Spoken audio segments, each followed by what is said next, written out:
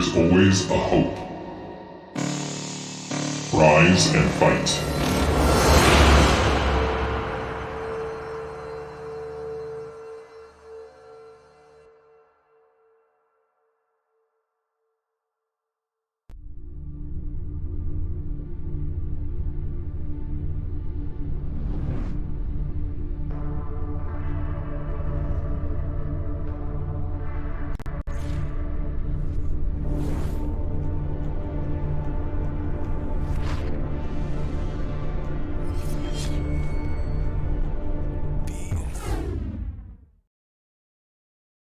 Good morning, everybody. Welcome to the grand finals of the BSL Races Championships. My name is Doug Holiday, and joining me, of course, today is Seriosity. How you doing, man? Hey, Doc. Doing well. Very excited today for the finals. As you know, I play all the races, but Protoss is the one that feels most natural to me. And because there's no PvP, especially so. And well, yesterday we had some great matches. Team Terran managed to win, mostly thanks to Cryok. Surprisingly, did a very good job yesterday, and that sets us up for this final. And what a representation of races we have today! Look at these players. Yeah, among all of them, I can't find a single weak one, to be completely honest. They're just big names after big names, finalists, tournament winners. It's just the list just goes on and on and on, and it's gonna be a great day, I think, for games. TVP is pretty notoriously very strong, like big macro, all out in the middle of the map, duking it out with gigantic armies. So I'm sure we're gonna see tons of awesome and epic plays coming out of these players. I'm really looking forward to seeing all these guys come out. And I hope we get really deep into both of the teams' rosters. Yeah, I agree. And well, the first map is CB, and that's a map that usually lends towards a very long, epic macro game. And do we have the players yet?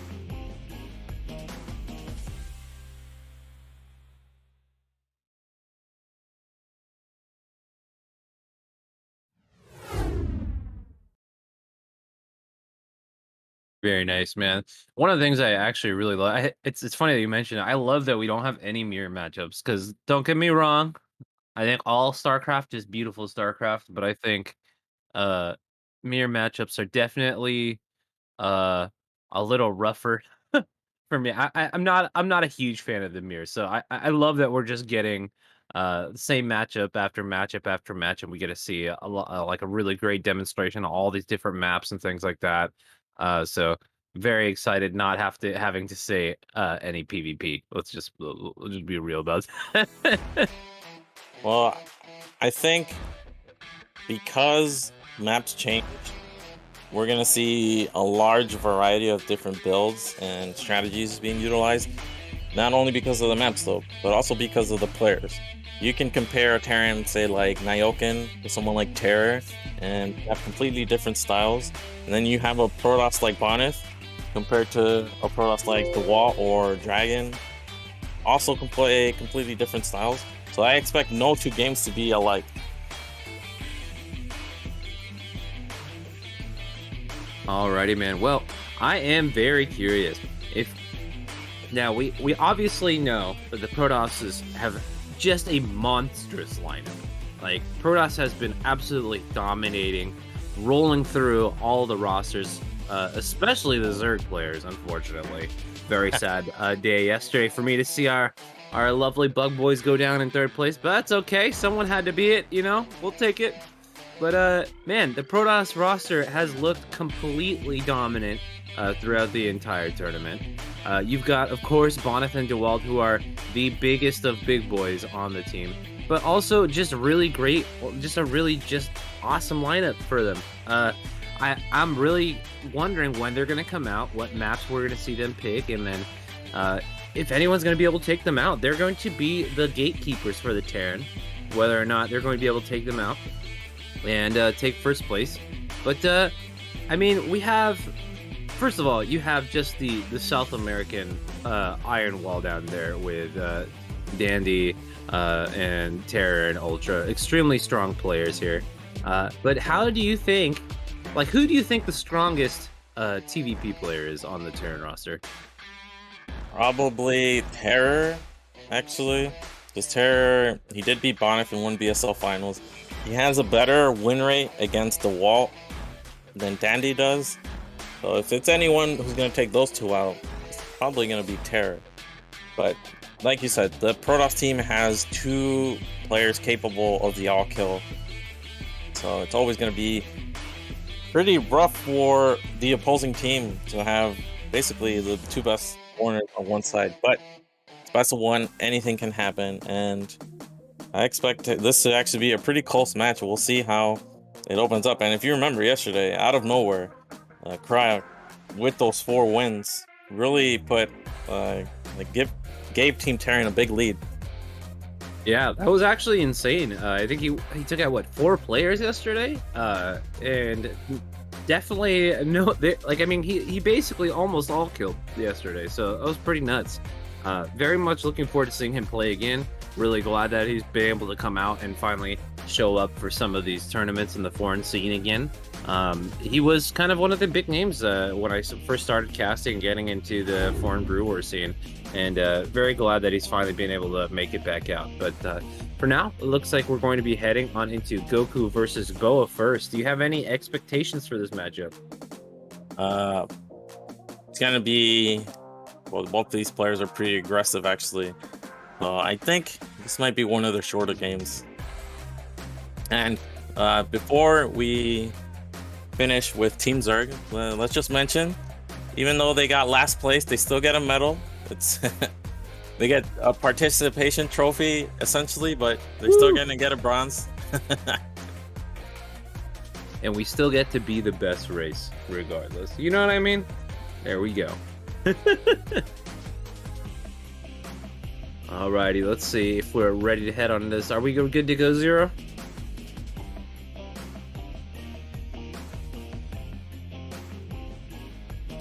Alrighty, guys, awesome. Sounds like we have a game ready for you, so let's hop on into it. Here we go.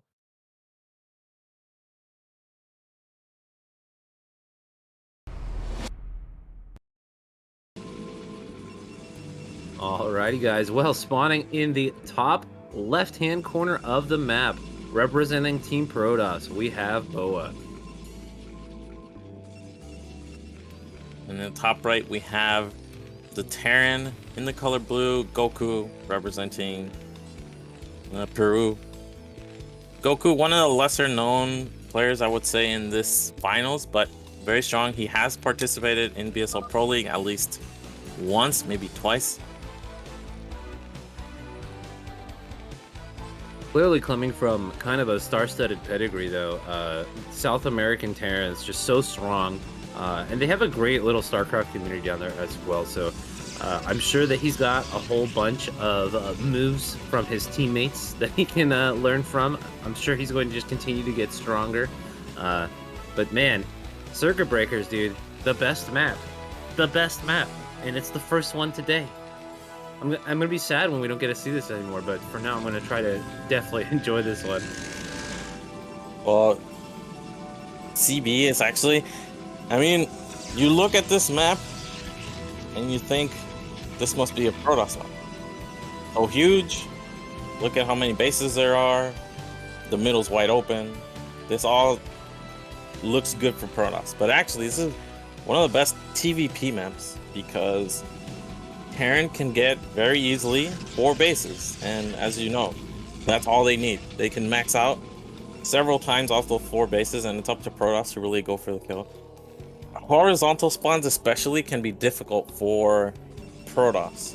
Terran is very close, and they can just expand and get closer to the Protoss. Then they wall off that 12 o'clock, and then potentially Protoss really only has one avenue to engage in. Can be very difficult. So far we see very standard from Boa, just going cold.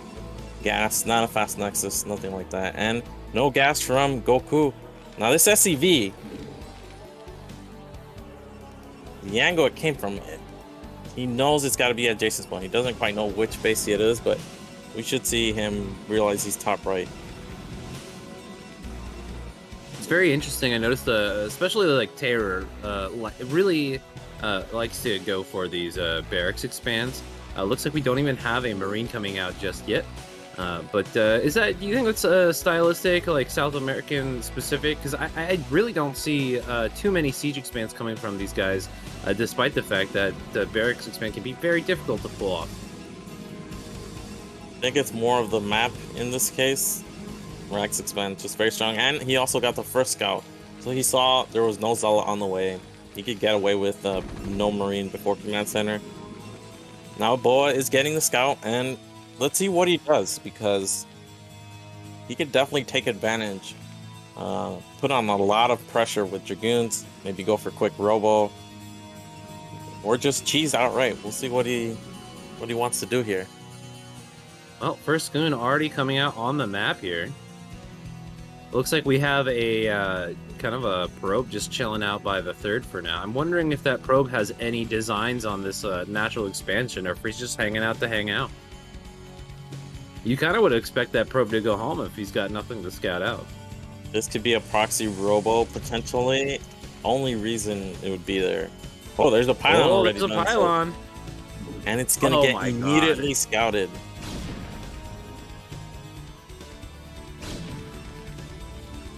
And there's the robo. I mean, what do you do here? Do you pull SCVs and Marines just to cancel this and slow down the rush? I mean, the Dragoon is... Yeah, the Dragoon is 4 miles away in the bottom left side. Yeah, well, I mean, I think that the hard part is making the assumption that there's not going to be units here that are to guard it, but looks like a second Goon now coming across to be able to kind of stand here and keep any units off of it. So I don't really know. I mean, you know it's coming at this point, but what do? You don't have siege mode. Your factory's just now finishing up. Looks like we have an eBay here. Maybe put down some turrets to keep a shuttle from getting in and get that ring started. But this has got to be already pretty stressful for our boy Pescado Frito, man, because it's just there's so much pressure coming, right away, and you've got to get a whole bunch of things going all at once. Look at that, we have 2 SCVs getting ready to immediately throw down a turret to stop any kind of elevatoring in, because that would be a disaster if you see a shuttle coming out. While you're waiting for the robotics support bay to come up as well. So all kinds of things have to happen all at once, but it looks like already Goku is really on top of it. Looking to see...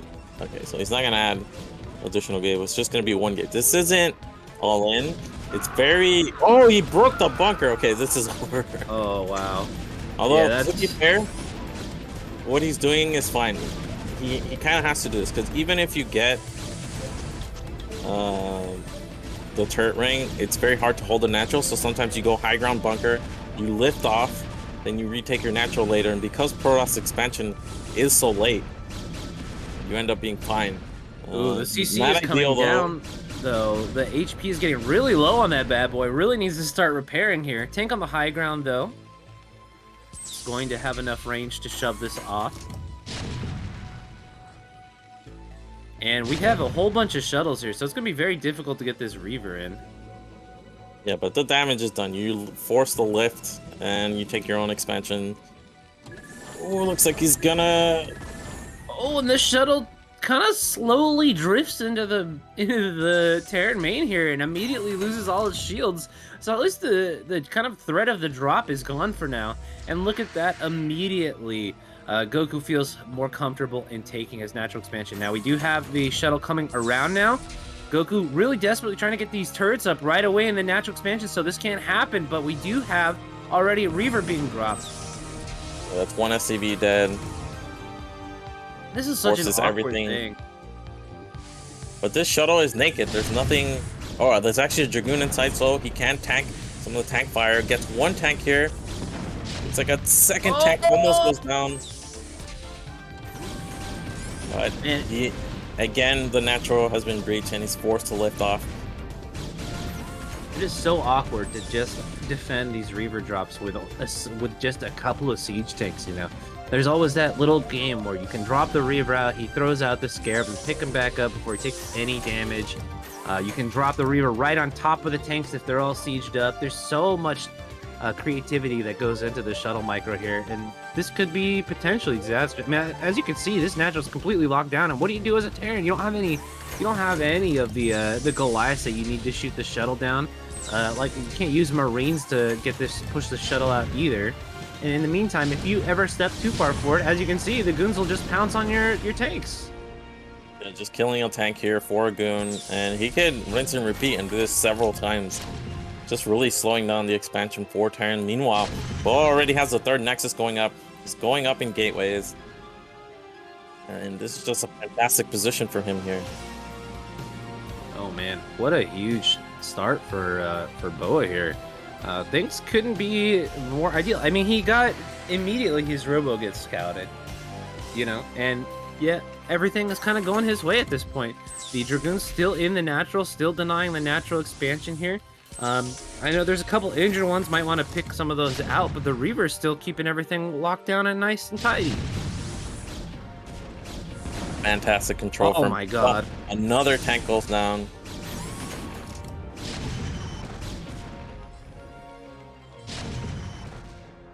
I mean, at least all the goons have been cleaned up, but oh, looks like he's gonna go for another tank. And Scarab's care about high ground mischance. They always connect. Oh no, the transfer! And only one Scarab though. Oh, and it, okay. Still hit some units here. Oh my gosh. Yeah, and Goku switching into Vultures when what he desperately needs is more tanks. How is he ever going to take control of this? Looks like maybe his plan is to play a long game and sneak base at 6 o'clock. I like the idea, but Bo is already on 3 base mining right now. Things are just cranking over there in his main. Even if the CC gets up, it's not like he's going to have the opportunity to send a big transfer from the main all the way down to 6 o'clock. So that is going to get started from scratch. We do have a dropship as kind of a little bit of a counterplay here. And with the Robo all the way on the other side of the map, you know, there's no Reavers to just instantly one-shot these Vultures here. So this is getting quite a bit of damage done already. I'm not sure this is quite enough to make up for the incredibly long delay of the mining at the natural expansion, but certainly a good start. I got maybe like 10 probes there. Could also save the Vultures. Even has a Wraith.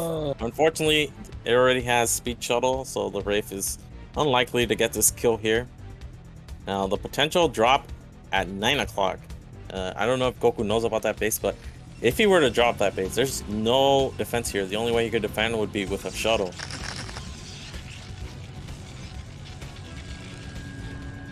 Well, I'm really liking Goku's, I guess, kind of backup plan here. He's finally secured his natural expansion. The 6 o'clock base, you know, that's going to go unscouted for quite a long time, I'd have to assume. But we will see how that goes. Looks like we found that base quite quickly in that little pocket low ground there.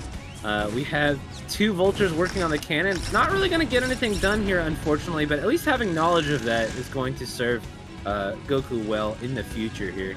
Yeah, a little concerned. Quite a big catastrophic opening there for Goku. He's lost. How many tanks has he lost? 3, 4? Something like 5 tanks. And what is this at the natural? No way that's another command center. Okay, it's a barracks. Looks like he even lost the barracks earlier. Still only on 2 factories. Protoss, meanwhile, ramping up in gateways. I mean, that's a lot of speed lots already. And we don't have any mines at the front. We don't even have Vultures. This could just be a bust here. We have several shuttles. Yeah, you need just like a solid wall. And the thing is yeah, with the shuttles, it's like, how do you defend with siege tanks? Because you're just gonna get speed lots right on top of your. Okay, never mind. You're just gonna get Reavers right on top of your tanks. And just like that, Goku gets completely erased out of his natural expansion. Speed lots now running up the ramp to find the final tank. Gonna drag a mine on top, and what do you do from here? I think you just go next, man. Yep, and there's the GG Boa with a very clean victory. Just, I mean, it all went south when he broke the bunker, but really what killed him was him losing so many tanks trying to retake the natural. Yeah, that was really rough. But unfortunately for Mr. Fried Fish, he gets all the information that he needs, still not able to pull it out. So that is going to be our first Terran player falling to Boa. So wow, excellent start for Team Protoss already. Got points on the board. I'm not sure anyone's super surprised that Protoss is going to do well today. Just a really solid lineup. But very much looking forward to seeing the rest of these games. I hope that we don't see too many games ending in the first couple of minutes, though. Would really like to get into those big, deep macro plays. So we'll have to see what the next strategy is from Team Terran. Who do you send out here? I think Cryok's coming out next. Could it be Cryok repeating yesterday's lineup, or maybe you just go for it and send out one of the big two, Dandy or Terra here, because the thing with Boa is actually potentially capable of going for the all kill. So you kind of want to deal with this threat early. You don't want to let Boa rack up 2, 3, 4 wins right off the bat. So I actually think strategically, do we have the map choice? If the next map is a good map for Terran, you just send out one of the big two to get Boa off the board right away. Alrighty, well, we're gonna have to see who that is. Man, what a game though. I mean, what do you do as Goku? Like, what's the ideal response to this? I mean, he saw the Robo immediately, so he knew that this was going to be a shuttle play. He gets his turret ring up immediately. But I mean, what do? There's so much Protoss in the natural expansion so early on. He tried to get that turret ring up so that way you couldn't get Reavers or even Dragoons drop behind the natural expansion. But unfortunately, as soon as he moved out to take his natural, he couldn't, there were already units there. So what's the plan? How do you take that? Do you just try to slow play it and hope that the tank shots hit everything? Or I mean, what do you do? Well, the thing is, against that build, when you scout it that early, I think if Protoss plays correctly, they will break the natural always. So it's very hard to defend from both the elevator, the potential Reaver harass in the main, and secure your natural. Like, even if you have SCVs repairing, you're going to have a Reaver really quickly before you have Siege. They could just target down the SCVs. So I think losing the bunker is quite bad because he wasn't ready. Right. But you always have to make the high ground bunker, lift the natural, and then just bank on the fact that you have a faster command center, you have more workers, your opponent has a really delayed natural, and then once you get something like 3 tanks, you can slowly retake your natural and just play it from there. But because he lost that bunker so early, he just wasn't prepared for that, and he couldn't ever really establish the natural safely. Yeah, I guess that's a good point. I mean, the bunker did fall even before the Reaver came out. So with some better repair micro, maybe the natural expansion stays up a little bit longer, and then you get more time to get the tank out and everything like that. That makes a lot of sense. Alrighty. Well, looks like we are sending out Cryok. Predictions were correct here. Do we have a map yet? Very curious. Ooh, Return of the King. I don't think I've ever seen this map before. Very old school map. I think it's the one where you have like your naturals on a low ground, and then above that is a high ground, and then above that is another high ground. So it's a very abusive map for Terran. Like 6 tanks are Oh, extremely geez. strong. Yeah, that is a very interesting looking map.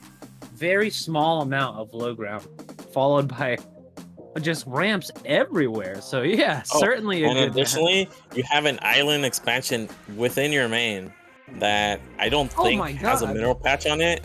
It's only minerals, but it's basically a free expand for the Yeah, Terran. you just floated in there.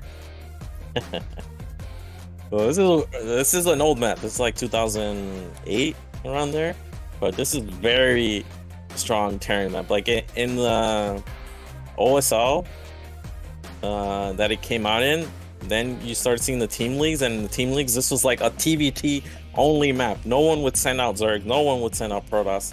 It was only TVT. It does, you know what though? It does look like, or at least on the version that I'm seeing, that there is you're seeing mineral patches right there, right? Like in the islands. Yeah, I'm thinking there's a mineral patch there. It looks like to block, because that would be so ridiculous if you can just float a CC in there and then just drop it without needing a drop deck at all. Oh man.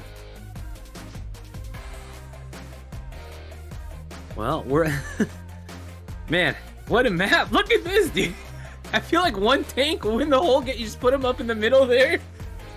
No one's If fighting. you think about it, the natural's on a low ground, and then the path that leads to your third is in a very narrow corridor surrounded by 2 high grounds.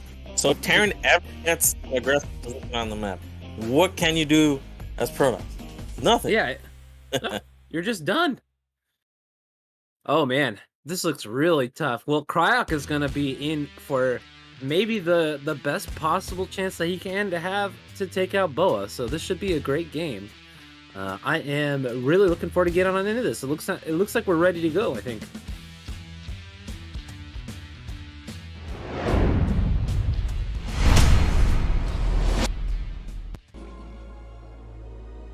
Alrighty, guys. Well, in the top left-hand corner, spawning again as the representative for Team Protoss, we have Boa.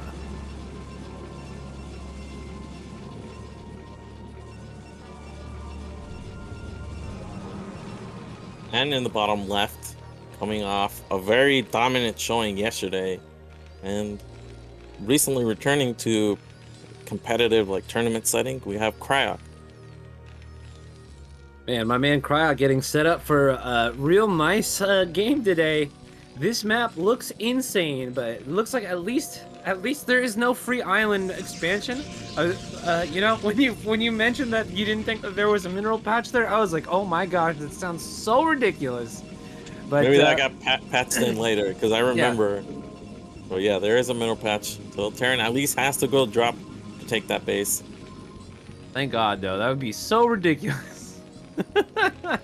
Now, if we look at the map spawns, it's 4 corners, but the third from Protoss is actually closer to Terran in this scenario. So that's a rough. very short push path, and it if you like I said earlier, third and natural are on low grounds. There's a very, very narrow corridor between the 2 bases. Terran doesn't even have to go to the third base. They can just siege right on top of the high ground near the third, and then Protoss is forced into a very awkward engagement.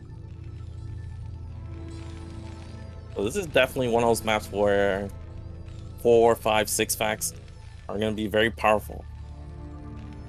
Man, that natural third expansion is ridiculous. The ramp is small going there, first of all. So getting up that ramp is going to be horrifically difficult.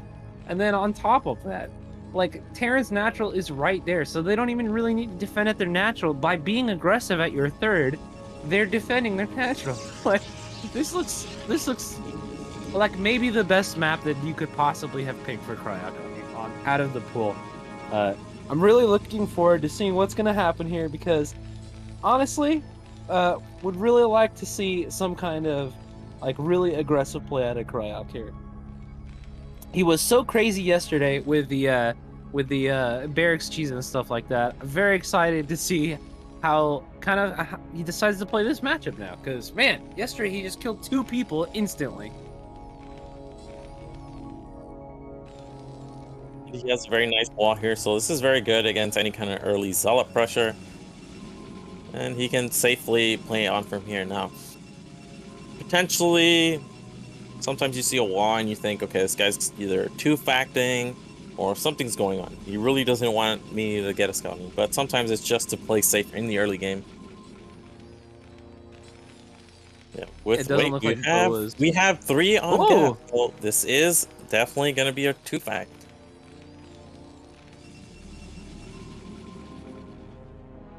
Well, with only 1 gateway so far, seems pretty spooky.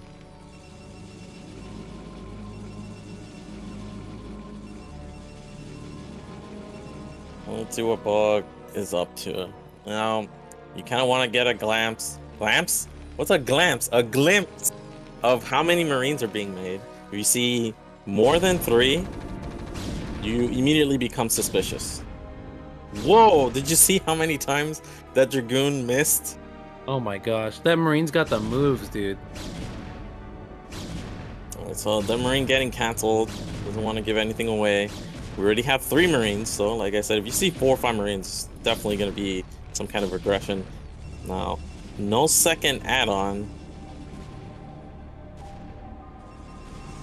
It's not going to be that 3 tank push. It's just going to be 1 or 2 tanks with more vultures than expected. Now, another Marine is being made. This already, to me, is triggering alarm bells. Like, what is this guy doing? Why is he making so many Marines?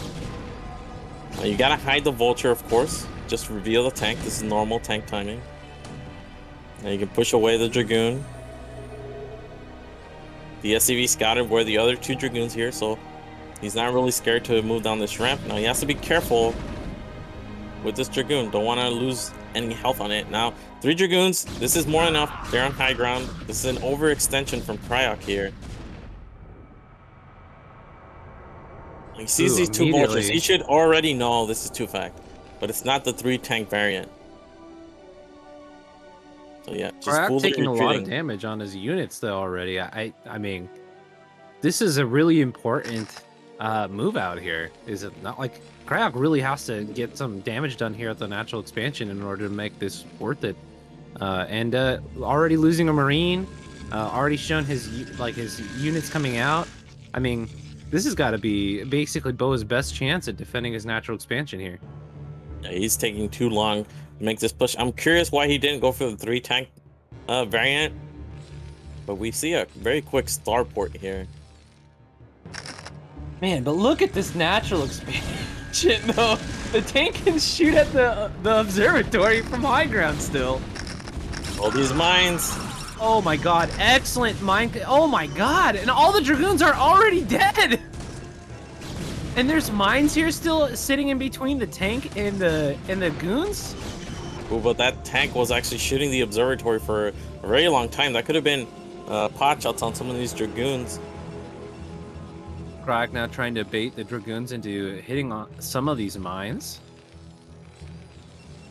This is a lot of SCVs, so he kept making SCVs despite going 2-fact, which means he's actually not in a terrible position economically. The problem is, pretty soon, we're going to see a lot of Dragoons from Bo. He's pumping out of 3 gateways. We only have 1 tank.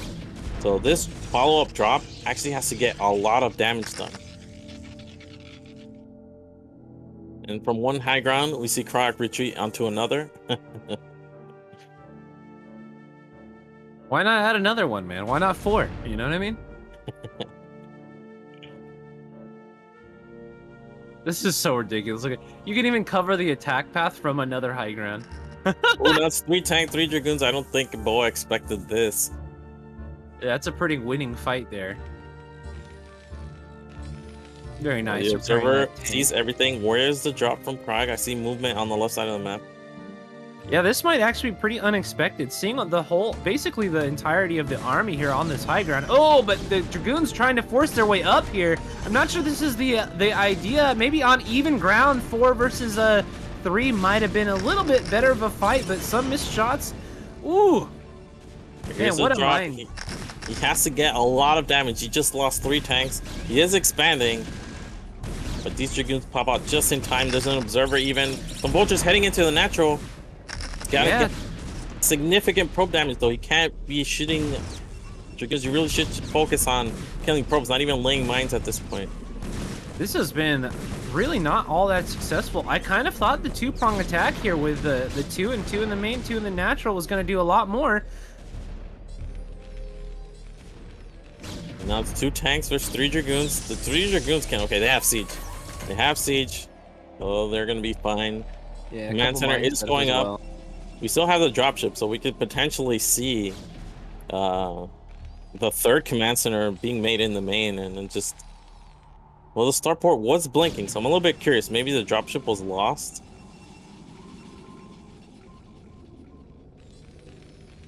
Man, the drop path is so short, and in order to go from your from outside the Terran natural all the way back to your main is such a long attack path. Vultures continuing to get in the natural expansion, not really getting too much done here. Oh my god, Vultures right outside the natural kind of derping out a little bit. And we have a huge pounce on the tanks here. The mines go down and the tanks in the low ground get absolutely obliterated. This is really big. I don't think Crack was actually that bad, but losing those 2 tanks is huge because economically he looks pretty healthy in comparison to Protoss. He never cut SCVs really. He had a lot when he transferred to his natural. It's still 2 base versus 2 base, so this is not a terrible position for him.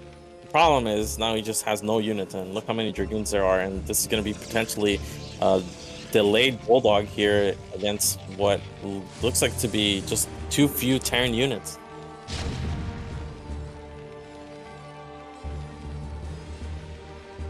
Little unfortunate Cryok's attempt at some very nice aggression just turned out so badly, and this observer literally watching the units get loaded up into the dropship, just hanging out. Like, Boa's got all the information that he could possibly want here. Interestingly, though, let's see. It looks like we have a small contingent of Dragoons in the main to be... Oh my... Wow. Okay, just barely passing by each other. Both drop tech coming in here. Oh my gosh, that's just a pylon. I thought that was a small contingent of Dragoons or something. Yeah, look at this position. Tanks can siege from that base, but we have the buffs. 4 Zealots unloaded. Look how many Dragoons are just waltzing right into this main. There's 3 tanks behind this. The SCV pulled is very late. Looks like even though Crack's is going to get fantastic economic damage done at top left, he's just going to get busted here. And, well, looks like the tank was within range of the Dragoon even, so everything going south for Crack here. And it's like, well, the SCVs are getting a very good surround on some of these Dragoons. Yeah, who needs army when you have workers, dude? But there are still units on the low ground as well. They're going to come up here and join the fight against these very strong workers. And man, as boxy and powerful as these SCVs are, I don't think they're going to be enough. The tanks continue to fall as they come out of the factories. We are just seeing catastrophic damage being done in the main, and as you said, without any kind of counter damage being done in Boa's base here. So Boa really overcoming the ludicrous design of this map and just doing an excellent job with all of this counter aggression. I thought the idea from Crack was fantastic, but maybe the execution wasn't on point. Really felt like the Vultures could have gotten more damage done, and losing those 2 tanks earlier was really what allowed this to happen. We just never had enough units. Yeah, look at it was just a numbers game when this attack came in. There was like 3 tanks on the high ground, and so everything just ignored the damage from the Terran army and walked right up the ramp and got all over that. So very unfortunate. I thought that it was so close to being a great game by Cryok. It really looked like if he could hold on for a little bit longer, he'd be able to stabilize at the natural expansion and really make it worth it. I can't believe that you can drop tanks there and siege the main from that island base. Just an incredible map, and unfortunately a little bit wasted there. Yeah, if you think about it, all the features that map has, like, you can drop and harass from there. Terran gets a pretty easy third, and then their push path is really simple and very hard for the Terran, the Protoss to defend. Like, basically everything you would want in a map, that map had. Well, man, I gotta say, Protoss starter looking pretty strong here. Bo's coming out slugging, and that's a 2-0 for him so far. I mean, that's a third of the Terrans that we have for the whole day. Is anyone gonna stop this guy? I think it's time to send Terror out, dude. I think you really have to put a stop to this Protoss momentum before it gets going, because you have so many more strong players you need to make it through. And if Boa continues to tear your team a new one, I mean, there's not going to be any Terrans left. Your last standing Terran dandy is going to have to fight 5 guys, 6 dudes. Like, if we need to send out a heavy hitter right away, and they need to put an end to this run that Boa's making. And this is very impressive from Boa, and it's gotta be one of the big ones to take him out, I think. I mean, I feel like everyone that you have left is a big one. You know what I mean? That's also true. That's also true. But it looks like before we go into the next match, we're gonna take a short break. Alrighty, guys, we'll see you in just a little bit. There is information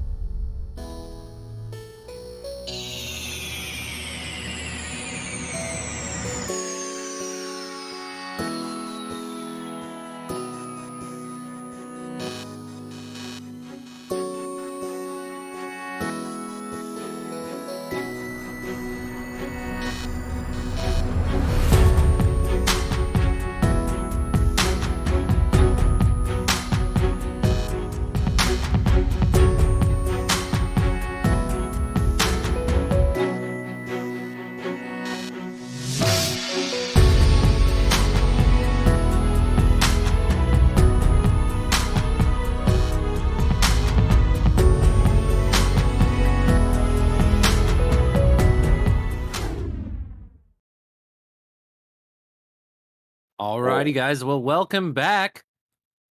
Looks like we already have our game, but Seriosity, it sounds like they're sending out Dandy, man. And after seeing two pretty swift victories from Boa, they want to get rid of Boa before the ball gets rolling too much, and they pick Dandy, definitely one of their aces, and the map is Sparkle, definitely another map that's very strong for Terran vs Protoss. Interesting decision, though. Just mostly, I think purely off of, does Dandy have the Sparkle chops? I mean, we've seen him play a couple of times on Sparkle. Sorry, I would answer because I remember I'm unmuted. So Dandy won a BSL where Sparkle was in the map pool. So Dandy won BSL 4, and this is the only BSL where we had it in the map pool. Okay, sorry guys. Okay. So Dandy should be well prepared for this matchup then. So this should be very well suited for him. Man, but what a crazy map. This is going to always produces really interesting games. Love to see the playstyle, like all the air and everything like that. So it should be really fun. Really looking forward to getting on into this game. Are we ready to hop on in?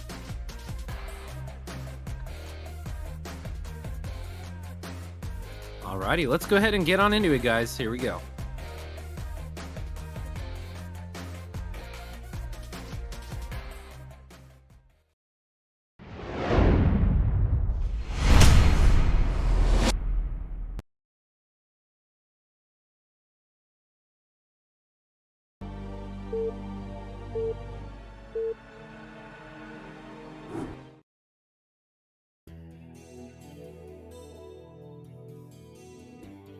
Alrighty, guys. Well, here we are. Welcome to, again, the most ridiculous map that has ever seen competitive play in my history as a caster. We're on Sparkle here with Dandy as the red Terran.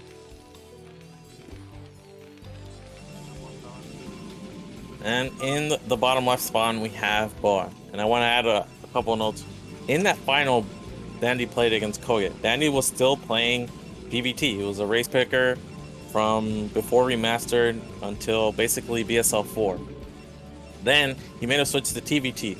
But controversially, in that very final, for the last game on Sparkle, Dandy, instead of playing PvT, because this is a very hard map for it, he actually picked Terran and ended up winning against Koget.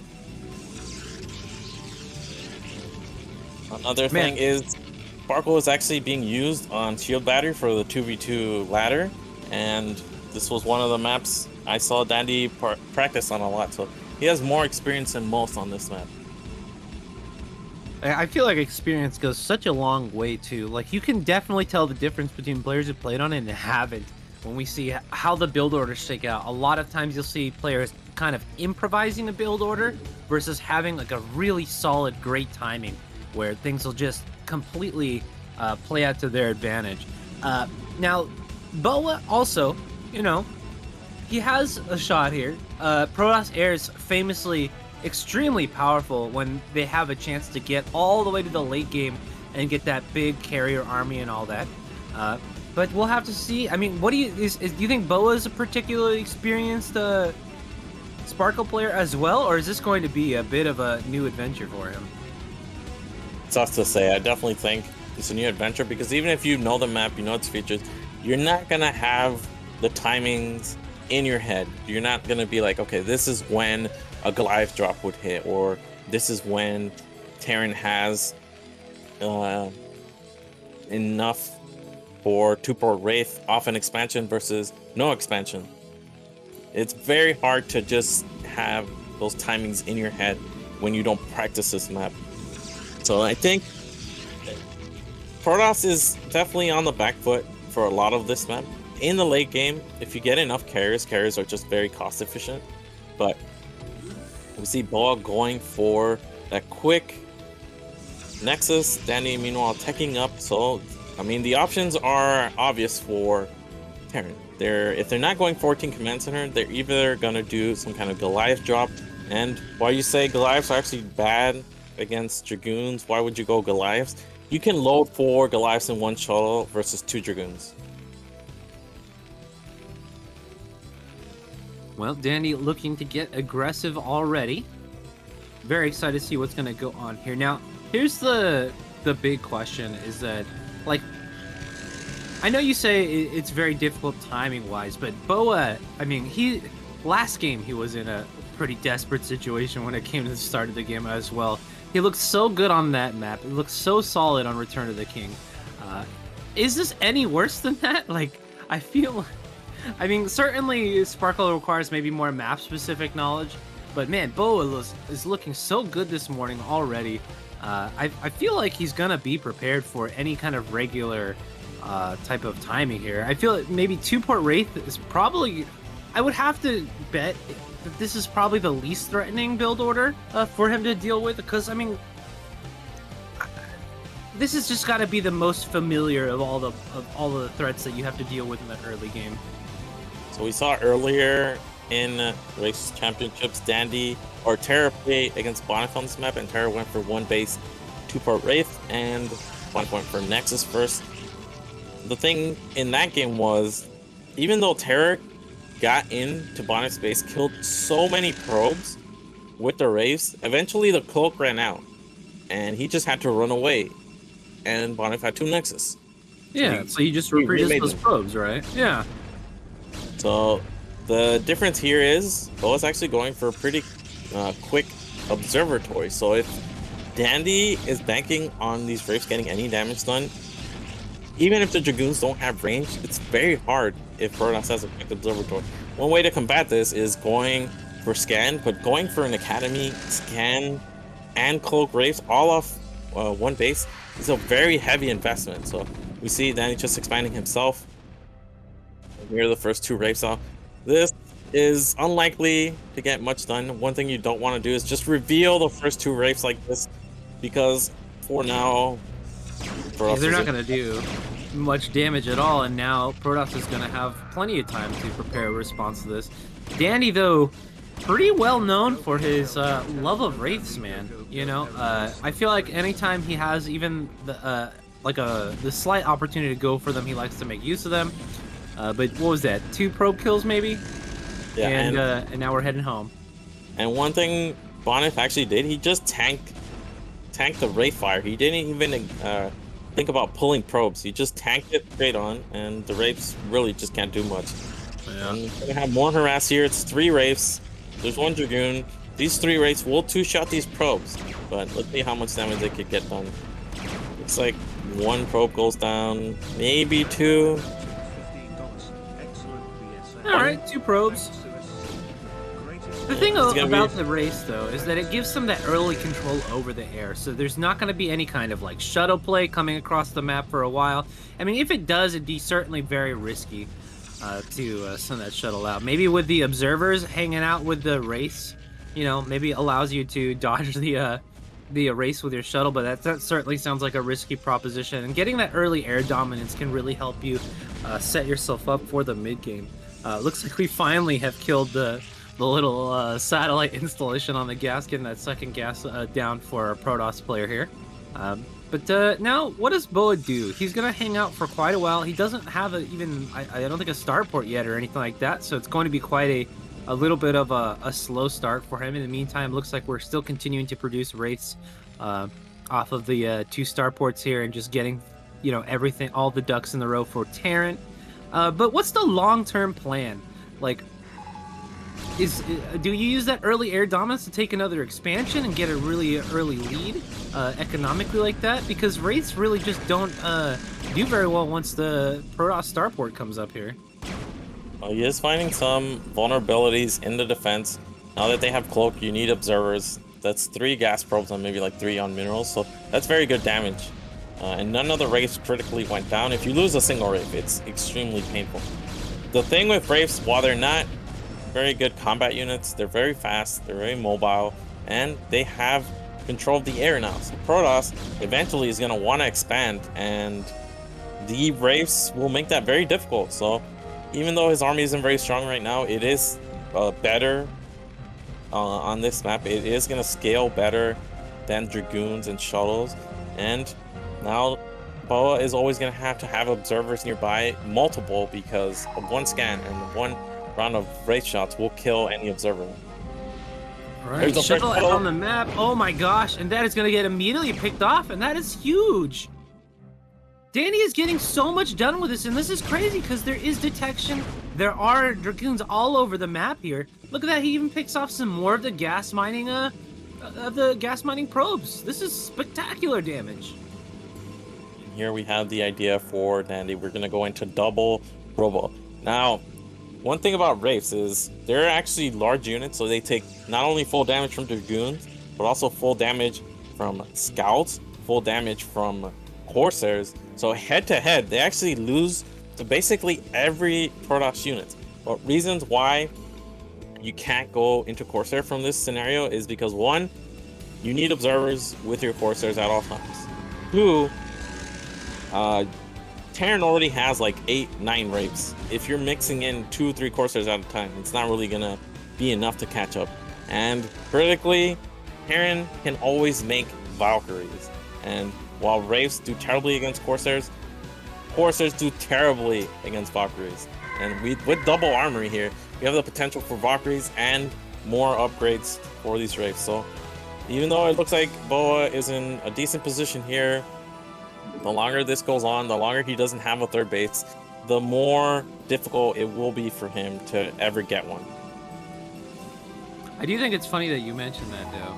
Like, I feel like the Corsair and the Valkyries serve the same purpose, but instead of going for a little tickle beam, the Valkyries decided to just shoot missiles.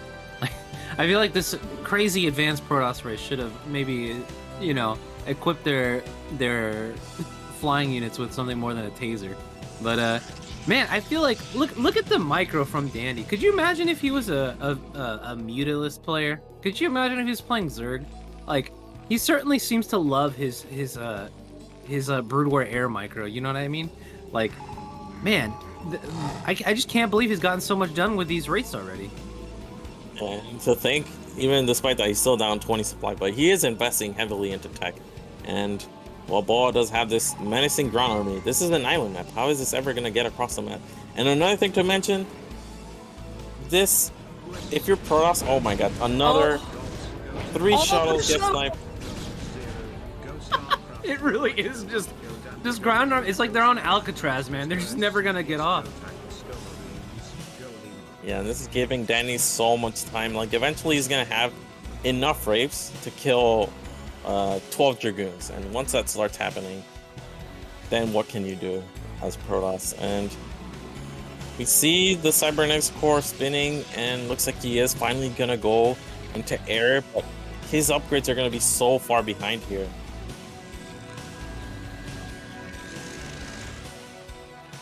Oh my god, I love Sparkle.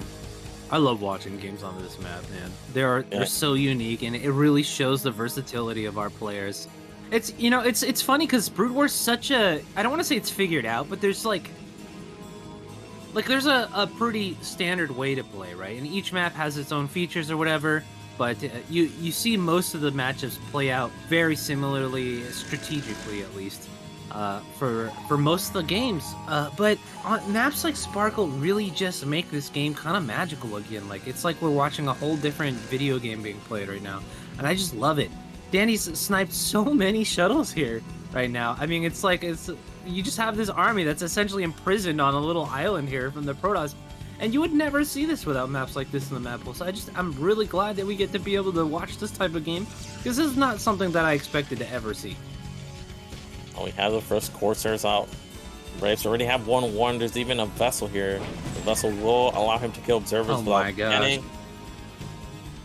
Now, if we get to something like 7 Corsairs, then all of a sudden I'm a little bit worried for all these Wraiths. But all Danny has to do is make a couple Valkyries, and then that'll switch the tide. And this is a lot of Zealots, and this isn't the army you really want. You want pure Dragoon, but again, pure Dragoon eats into your gas. You can't really go into any other kind of tech on 2 gas.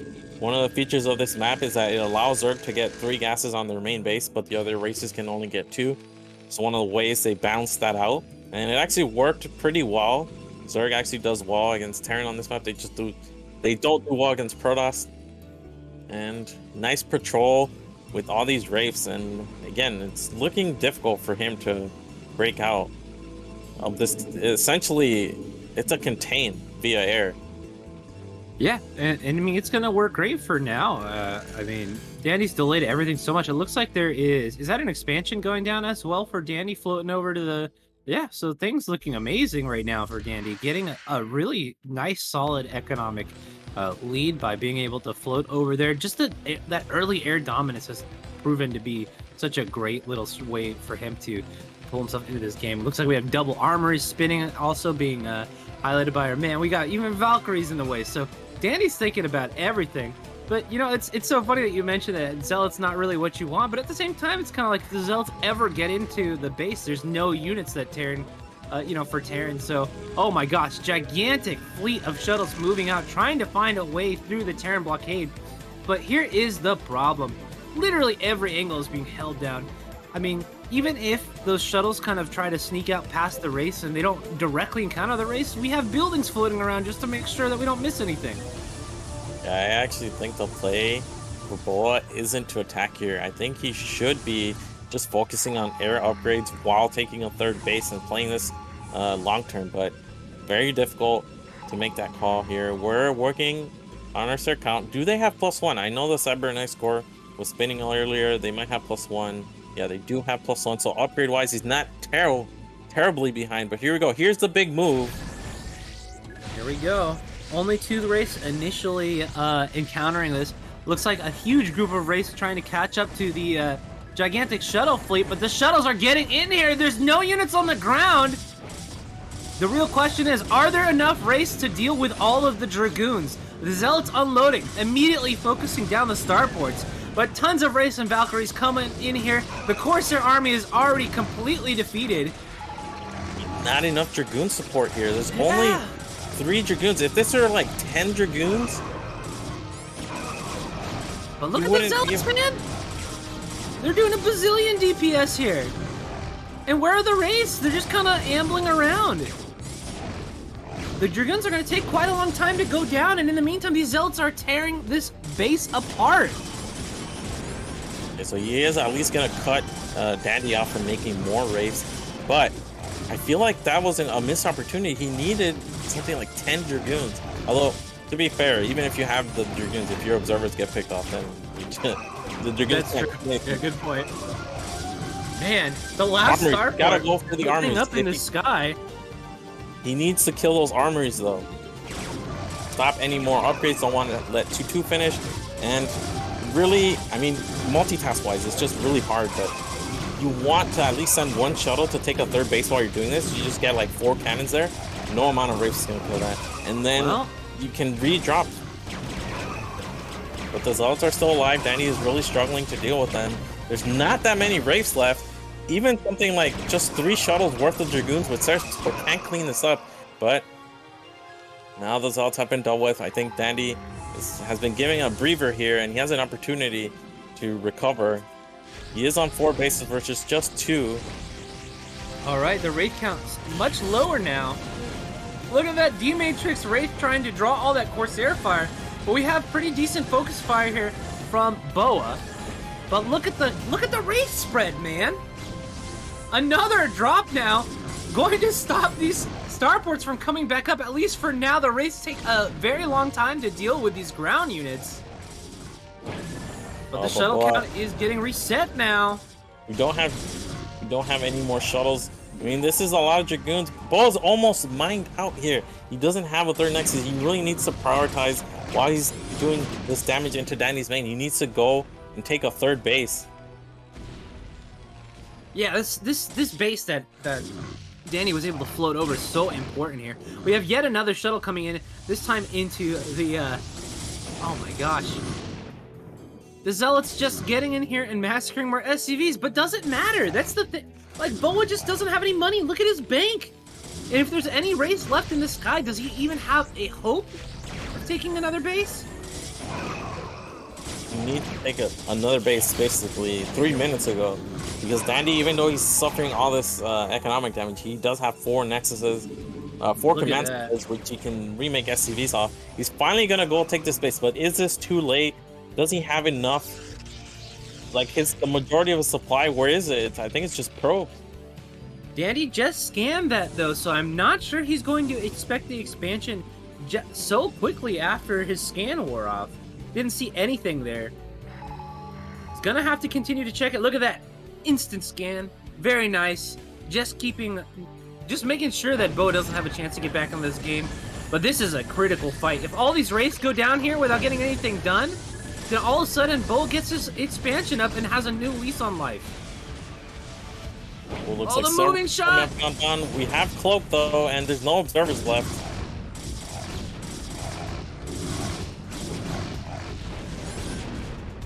Oh my gosh, what a bloodbath! Well, desperately needs a couple cannons at that new base. Although if these Cloak Wraiths run out of energy, even 3 stars can't deal with them. Looks like they do have enough for more Cloak. An observer is desperately needed now. Dandy spent all his money. Oh man, Protoss units still working away at that base. Unfortunately, they don't have access now due to the shuttles being shot down to any other parts of Terra's base, or sorry, Danny's base for now. And Danny is still mining on actually on 3 bases. He's got still minerals in his main, in his natural, and on that island. Oh, 2 shuttles gonna make it in again though. Again, Bo's starting to make it work.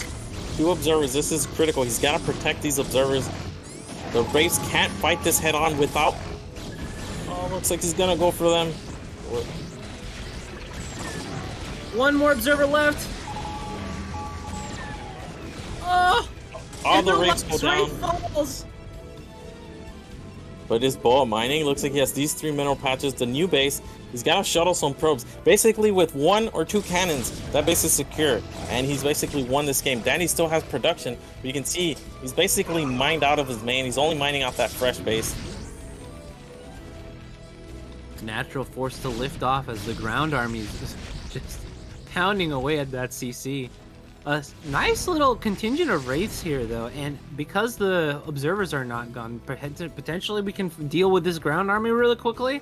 But the CC at the natural goes down. Looks like we have maybe yet another base going on kind of in the center of the map there. Look at that, we have it's already on fire, so things going a good start for that 1 SCV.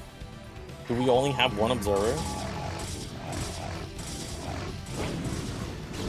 Oh my gosh.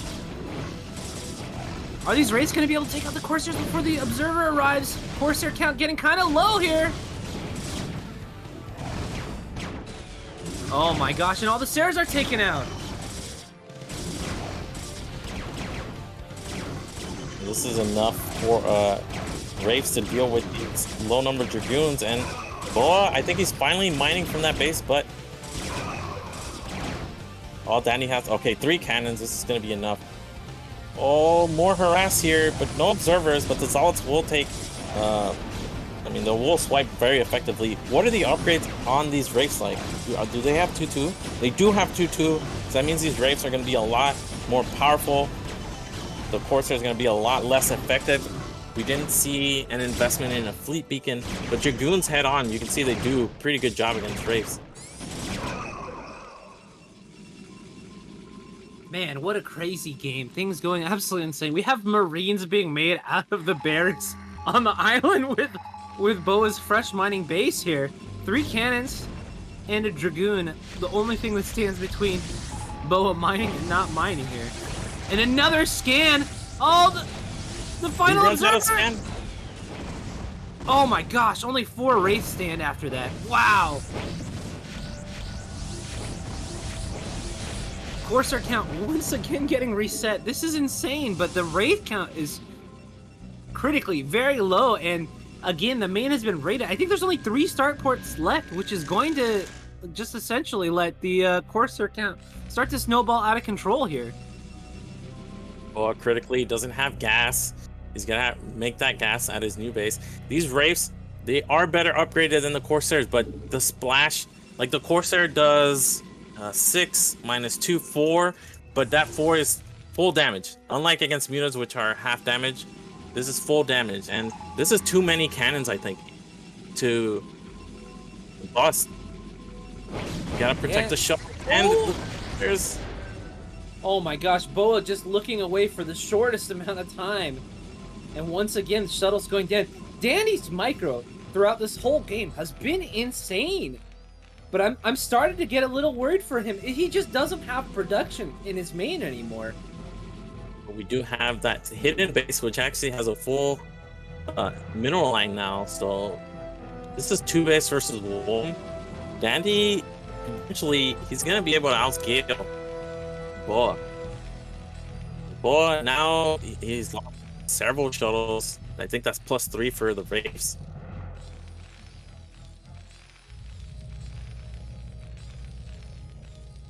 Man, Boa banking up a ton of minerals right now.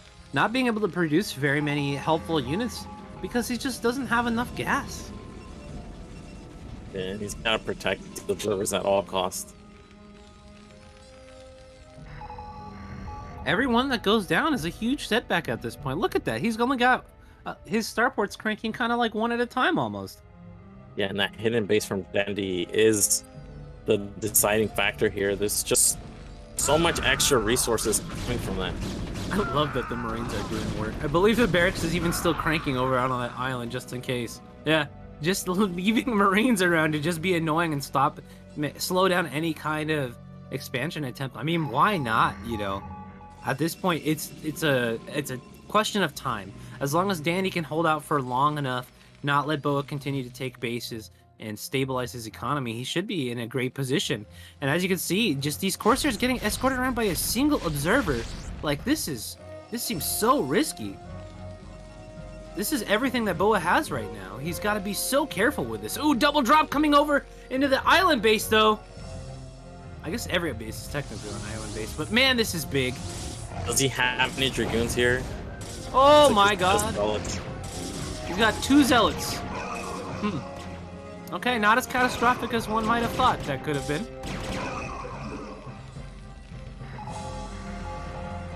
Yeah, that was 2 shuttle lost there. Oh. Do we have a scan? Oh, he's just gonna focus down the Sears. Looks like we didn't have a scanner. It's actually huge. There's only 8.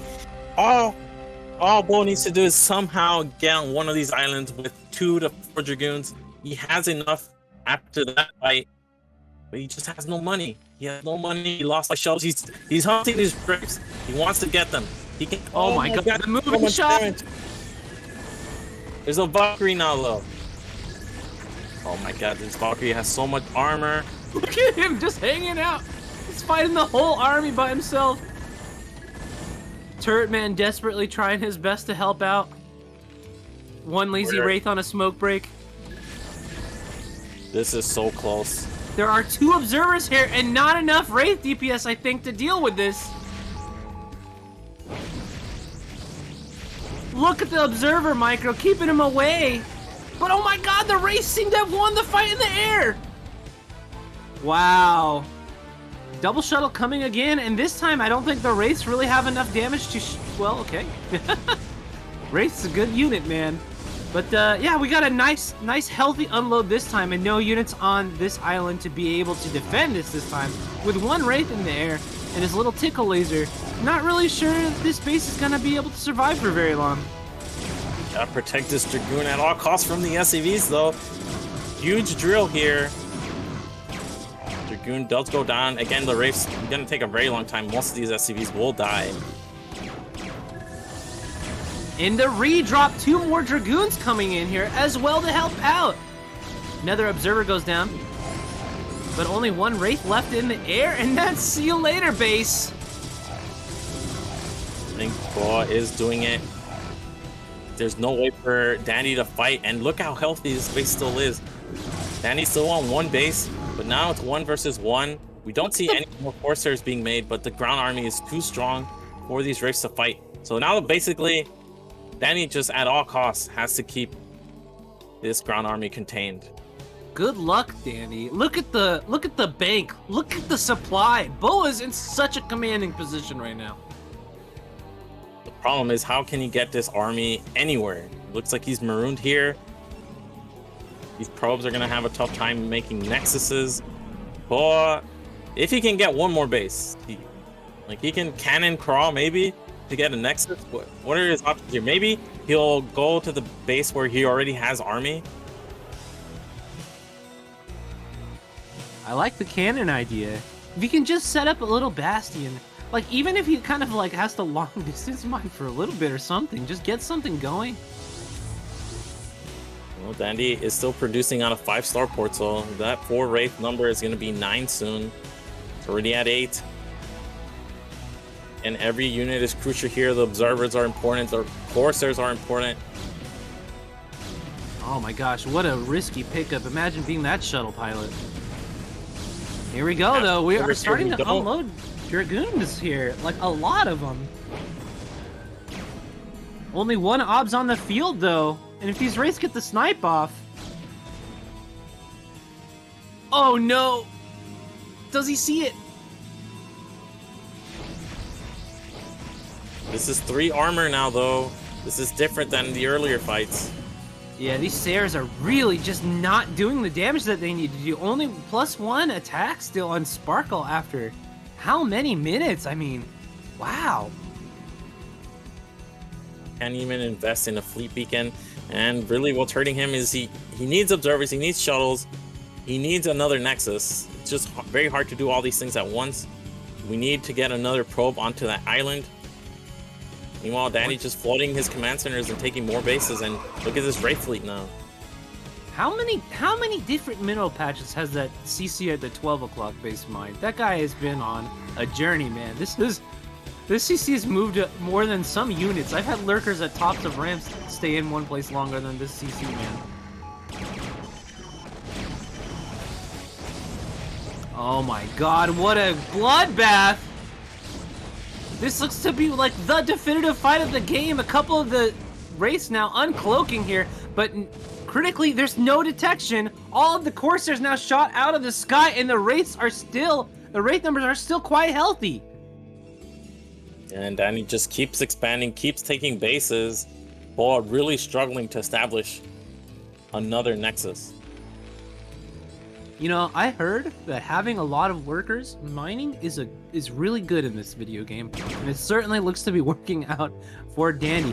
Boa has just been in a stranglehold since the beginning of the game when the race set up that big air contain, and since then has just been continually capitalizing on his ability to maintain air dominance. And man, has it been paying off. We do have a Nexus going down here, but again, the number of observers makes us very vulnerable if the race decide to come in here and snipe this. And with the additional CCs, having more of these scans is going to make this more and more possible as the plays continue to roll on. Only 2 observers with these Corsairs and Dragoons. This is such a critical base for Boa to keep up. Ooh, those Corsairs almost getting sniped there. These shuttles are actually very exposed. But again, the Wraiths are so frail, they can't actually fight the Dragoon Sayer, even with the upgrade advantage. It's very hard. Look, these Sayers are exposed. What is Boa doing? It's so risky. Oh my gosh. And look how slow they kill the Wraiths now. The Wraith's so tanky with that +3 armor. Critically though, this cannon is like the MVP. We're getting cannons now. Oh my god, the cannons around the Nexus. This could be it, man. If Boa gets this base up, no more observer sniping, and then he can use this base to secure the low ground, and man, we could see this just spiral out of control for Dandy. But Dandy's got so much money going on right now. I'd really love to see him start to get more gas mining going and just start getting the production cranked up again. Oh my gosh, these gigantic dive-ins, but there's 3 cannons by the Nexus now, 4 cannons by the Nexus. Thing is, this is Boa's only mining base now, and sure, he can get another one, but Dandy has all the other islands within his control, and nothing is stopping Dandy from switching into battle cruisers.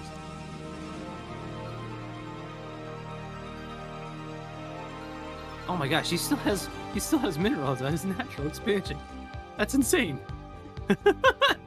Yeah, and the free Zerg base, quote unquote, is also still, man, Dandy's got so much gas in this game.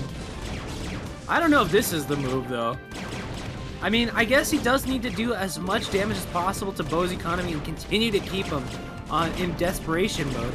And here we go, the race just blowing everything up, so setting Boa back to that fully one base economy at this point. Boa not even willing to come over here and try to make a save. Yeah, and now the main is actually exposed because what do we have in the main?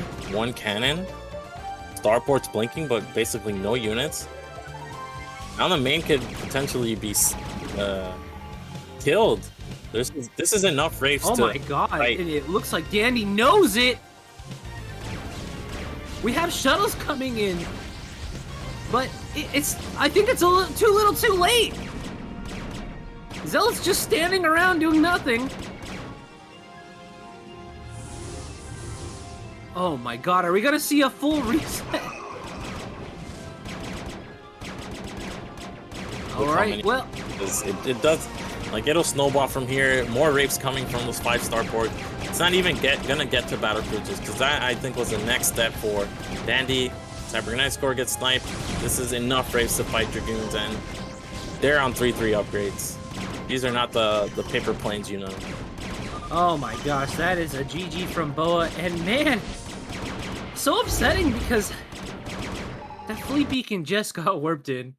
I was waiting for it all game, it just finished, and then Dandy just ends the game. Man, what a sick game from Dandy, holy crap. I mean, fantastic game from Boa as well. Absolutely insane. Really back and forth. I mean, Sparkle, just a fantastic map, and it's great to see good players playing on it, strategies they utilize, and well worth it for Dandy. That was fantastic by him. Yeah, Wraithman really showing off why he's well known for that Wraith micro.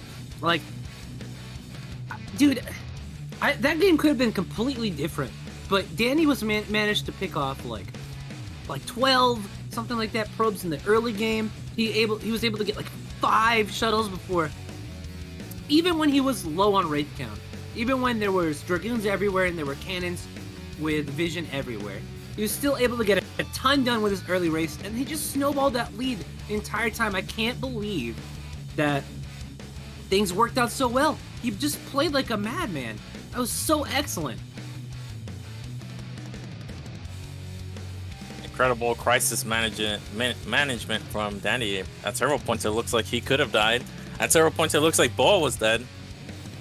Kept managing to bring it back, and you can see how volatile the fights are.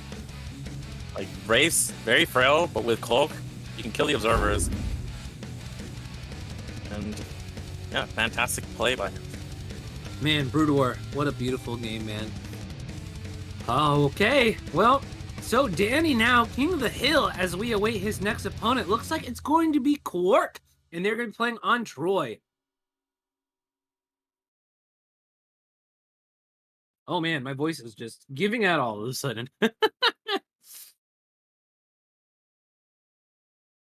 I think we're good. I think we're ready to go.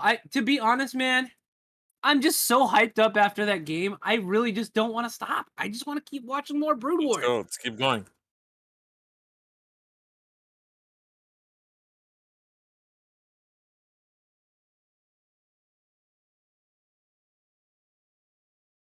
I love it, man. I love seeing the chat. Look at Quark gassing his teammate up.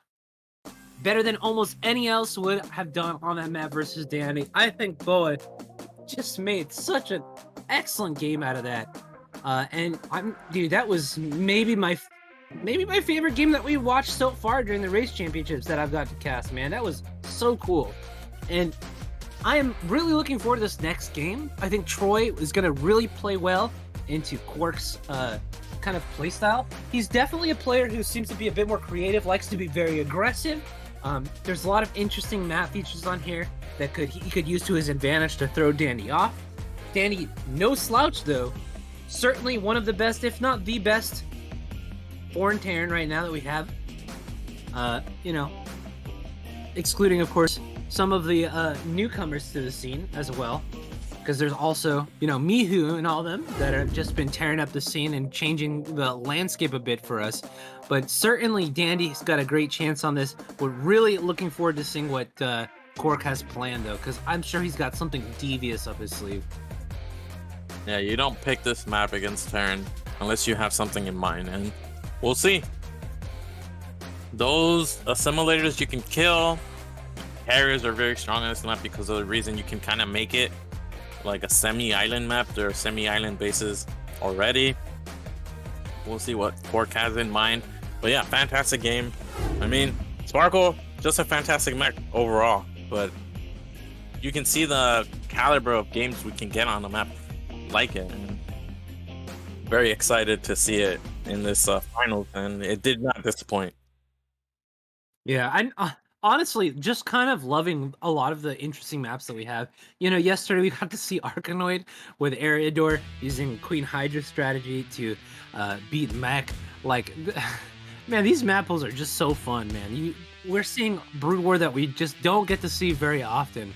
So, alrighty, guys, looks like we're heading on over to Troy now. This is going to be Dandy versus Quark. Here we go.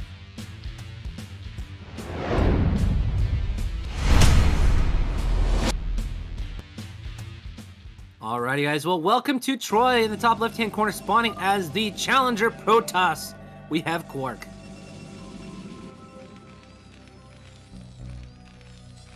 And in the top right, we have, in the color blue, Dandy. Alrighty, guys. And during that very exciting last game, of course, we got a very nice little donation here. Guys, this is the very last day in order for us to make Season 2 of BSL Race Championships happen. We are at $678. We have to make it all the way to 2,000 in order to get a Season 2. So, honestly, guys, I would really appreciate it if each and every one of you can afford to do so, would make a small contribution. If we can do that, we've got 155 viewers, guys. I think we can totally make Season 2 happen.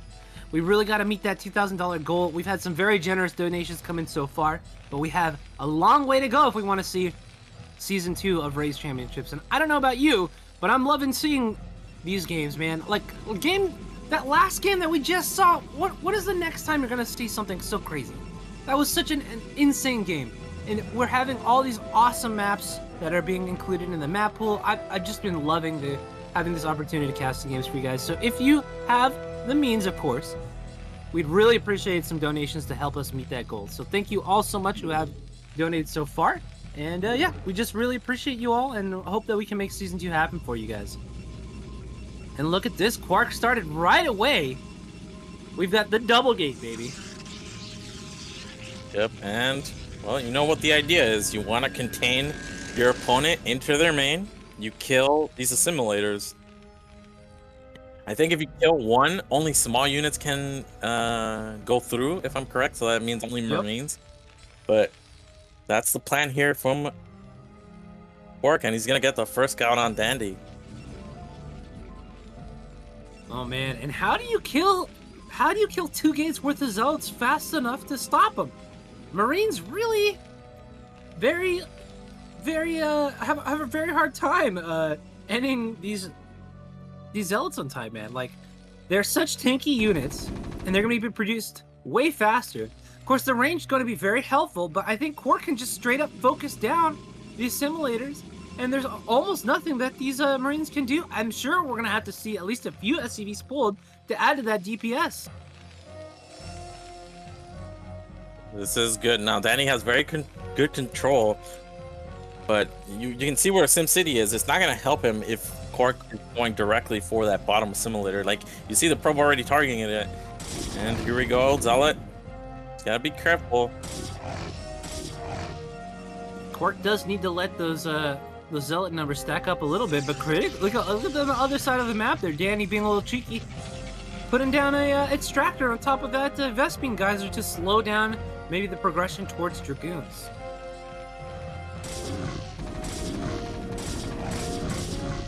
All right, one Zealot. This is a lot of Marines. Just one Zealot. I feel like Quark should really commit more into the fight. Have one fighting the assimilator. Ooh, and already a Zealot goes down. I'm surprised Dandy didn't go right away into Vulture. He's that confident. He can hold without the Vulture right away. Yeah, the Marine count is just so high now. Now Danny free to take his natural expansion. And there's no threat of the Dragoon follow-up because there's no gas.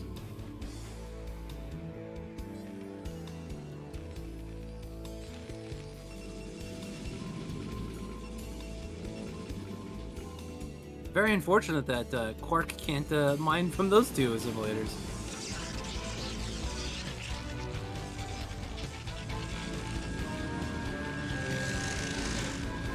Alrighty, well, cannon goes down. Dandy is just in a really great spot after that little bit of a failed early tech. Now, I really think that was a great idea, but unfortunately the execution didn't work out in the favor of Quark, and now Quark in a seriously kind of a bad spot at this point. He's got a cannon and some zealots to defend against a very large Marine army, and, you know, one factory starting to pump. Here we go. Is that siege mode? Potentially could be. We see more Marines being added. How is Quark actually going to have anything to deal with this? We see the SCV still alive, getting the full out. Looks like Quark is maybe going to want to make a second cannon just to buy him some more time.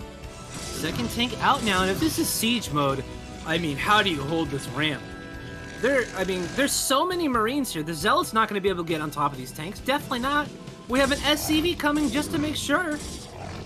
Another SCV. I mean, this is an absurd amount of units coming here. There's 2 Zealots at the natural expansion and the world's most useless cannon. Oh, and Quark sees it finally, but this is one of his only Zealots. This is super critical. Every unit that you can shave off right in this moment is going to be super important. Tank's getting in position. Siege coming up now. And now we're going to get Vision.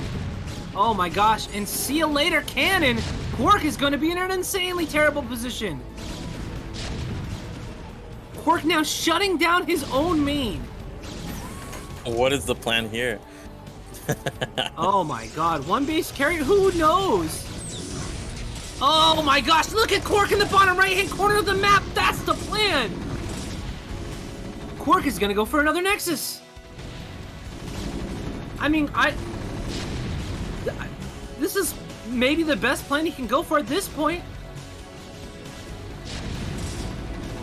If it doesn't get scouted, then he has a shot. But Dandy is gonna have the potential to go drop, and it's cross map for Quark. It's gonna be very difficult to defend.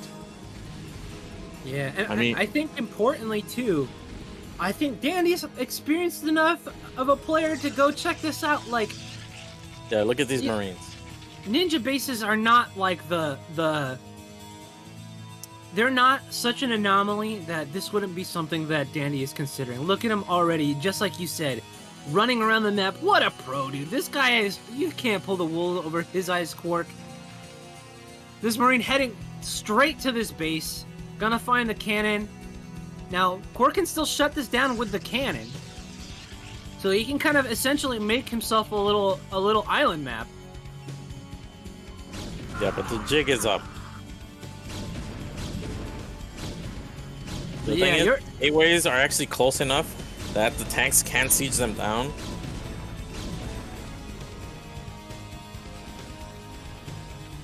And yeah, there's the starport, so he's gonna go drop right away. And to be honest, are you ever happy in a position where Terran's free to expand and you're not as a Protoss player? I don't think so. And the tank's not even gonna let this assimilator get killed. This is basically over. Oh man. Quark certainly came into this with a game plan, but it's not looking too good. Working towards maybe some kind of Reaver harassment or something like that, but bottom right is now done. That's another huge investment that's just gone down the drain. Certainly a sharp builder and a great plan, but Dandy is not one to be taken advantage of.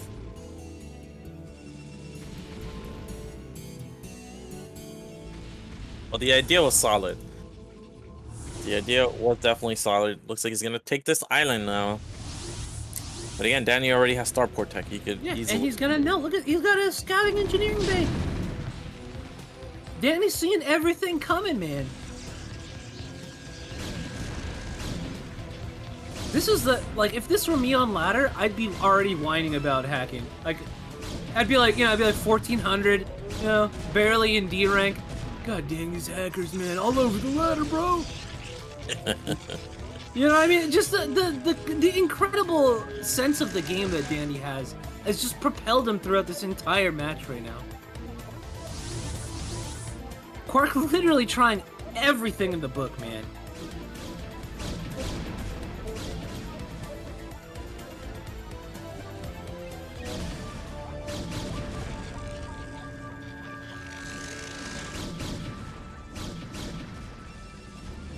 Wow, what a truly commendable effort by Quark, though. Look at this. Making great use of his shuttles.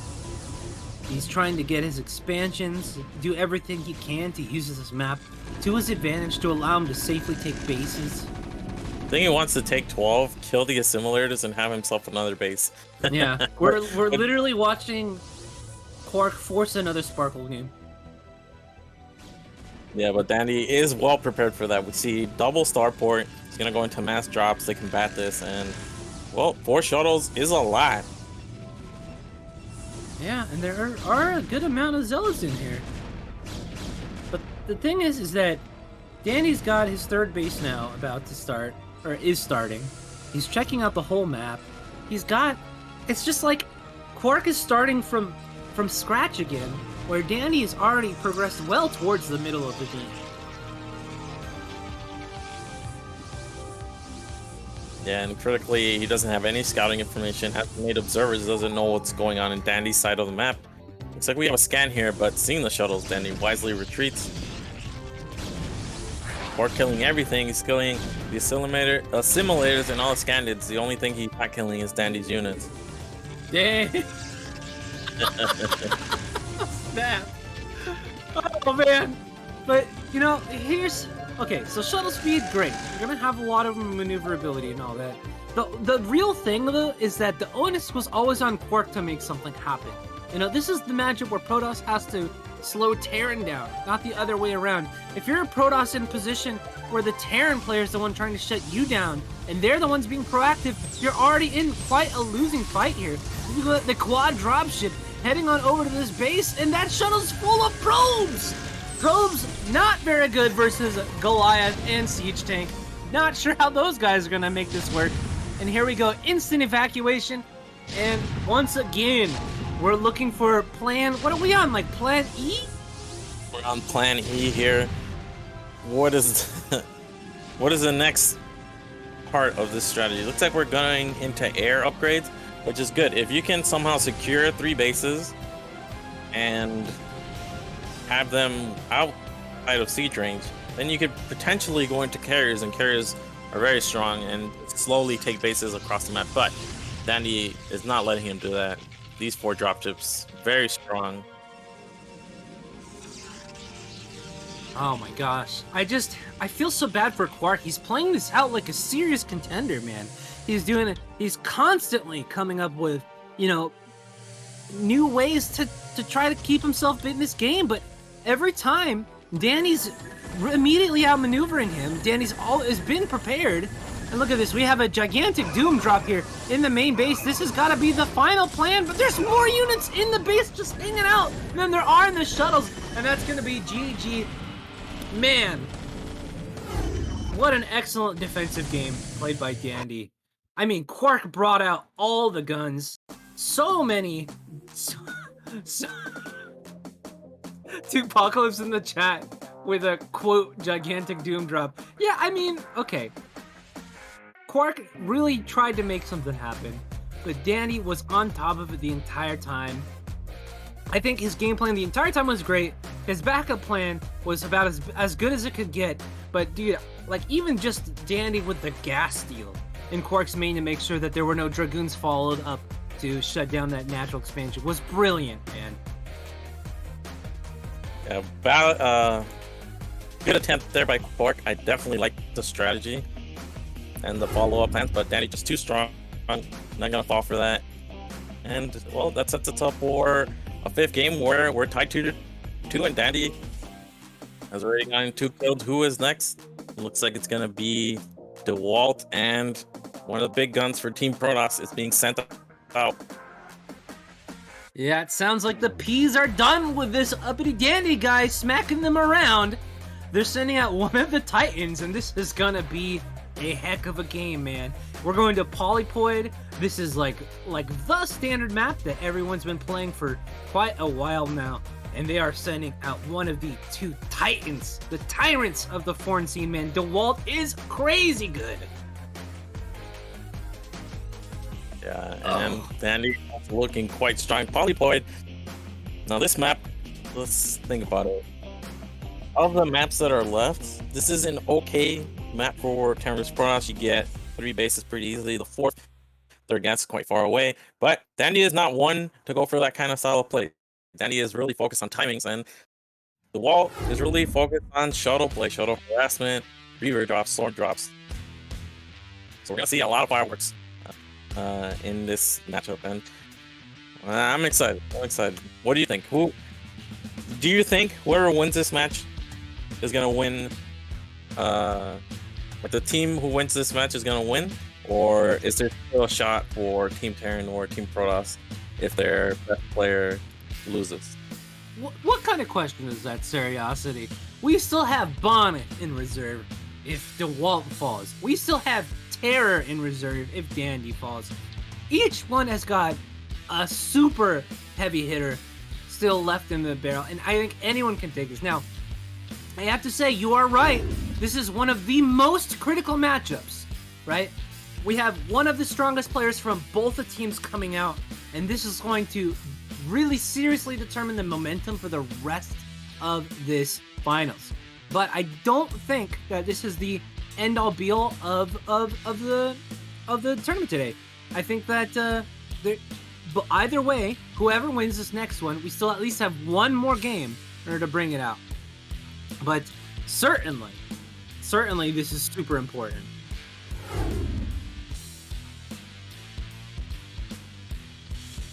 Alrighty, guys. Well, as we say that, it is time. One of the most critical matchups of the tournament. Let's head on in and see how it goes.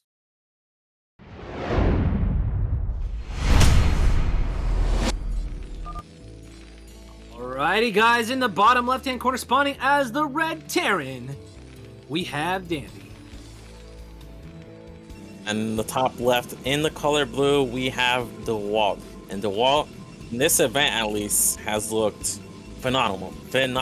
He only has one loss. I think it's something like 14-1 or 16-1, and he only lost once on Arkanoid, I want to say Tabula. Other than that, he's basically undefeated. And is losing on Arkanoid really even a loss? Let's be real. Is it even a game? Yeah, I mean, it certainly counts as a point, but I don't think you can really hold that against anybody when it comes to the type of player they are. You know what I mean? It's not an indication of strength. You know, sometimes you just play on a map that is so absurd that Kix would pick it for 1v1. You know, and that just happens. But, dude, Dawid is just crushing it. I have a feeling that Dawid's going to come out of this one the victor.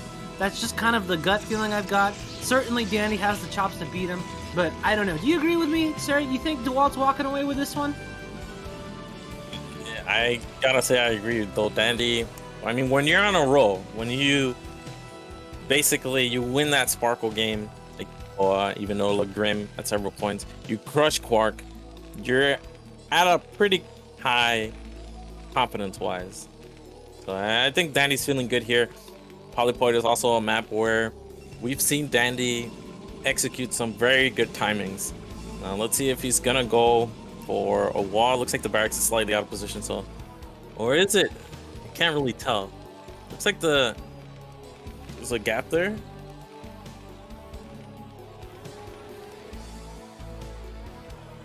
Dandy is gonna get that first scout. Dawid not rushing that probe out, just focusing on getting as many minerals as he can, as quickly as he can.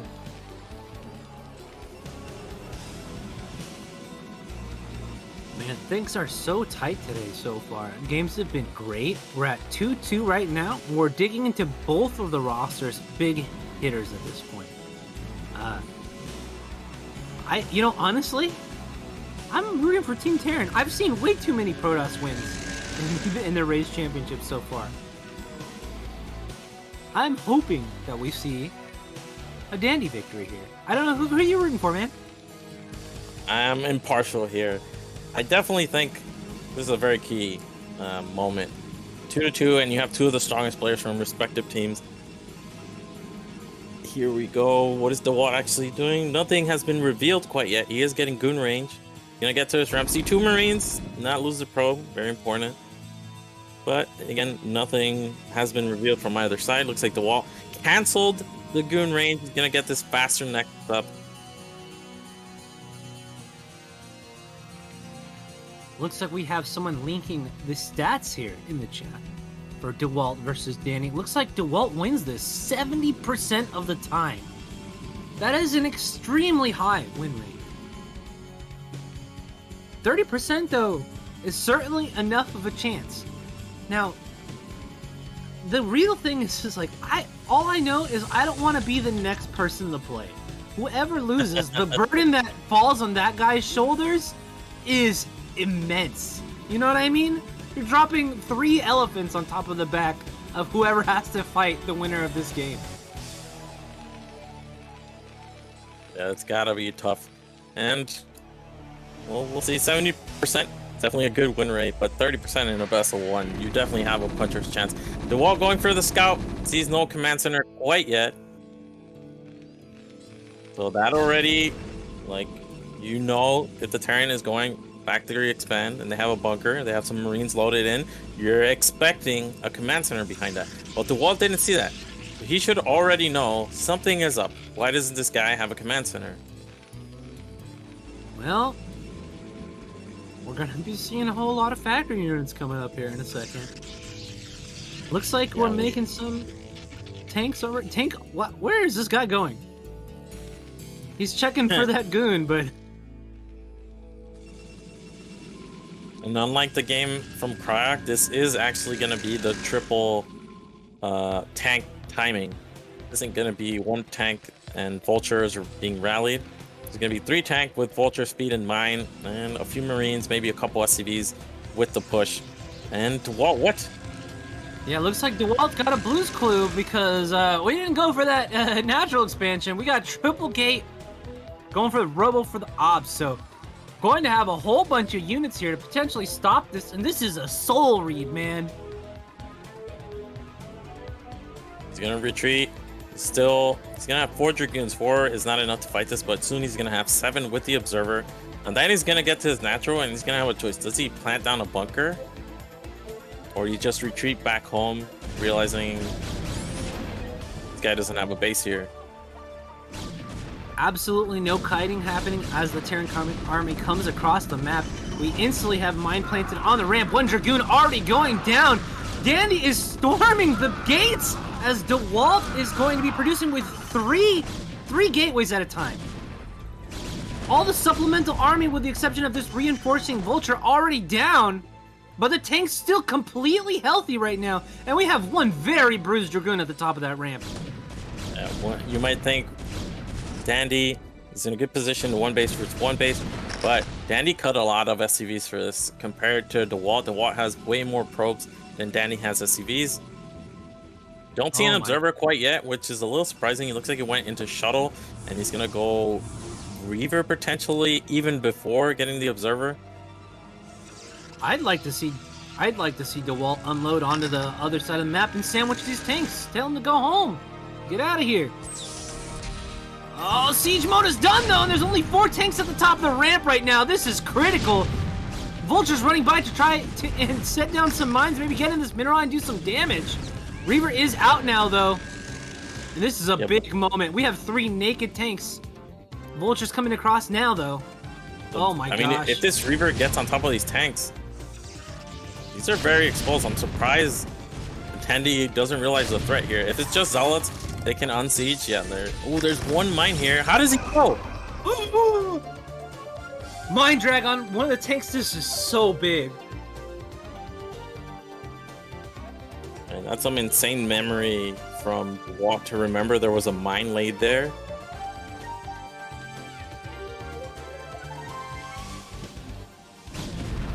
Oh, and now the Walk can calmly expand. He knows Dandy's going to be forced to make a lot of turrets.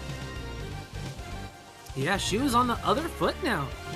This natural expansion could be very difficult to get down. There's a ton of Dragoons on the map here. I think Dawid can safely assume there's not very many mines on the map as well. He's got the tech that he needs in order to move across the map, and he's got Reaver to harass the main.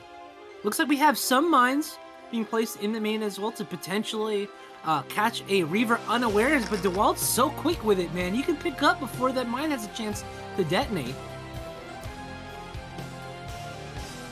Here comes the shuttle. Two zealots take from the tank fire, but a lot of units here don't think the wall is really gonna commit. Oh, I can't tell if it got hit or not. It looked like it did. In the meantime, some Dragoon pressure at the front kills that bunker. Ooh, looks like almost a mine connection there. There we go. Does the Reaver get a big shot off? That's like 3 SCVs. Certainly something, but not the catastrophic shot that you might have hoped for in the Protoss position. Yeah, in the meantime, though, the Wald's expansion is much faster than Dandy's. Getting those workers really hurts Dandy's already weak economy. And of course, Dandy is pinned in his base now for a very long time.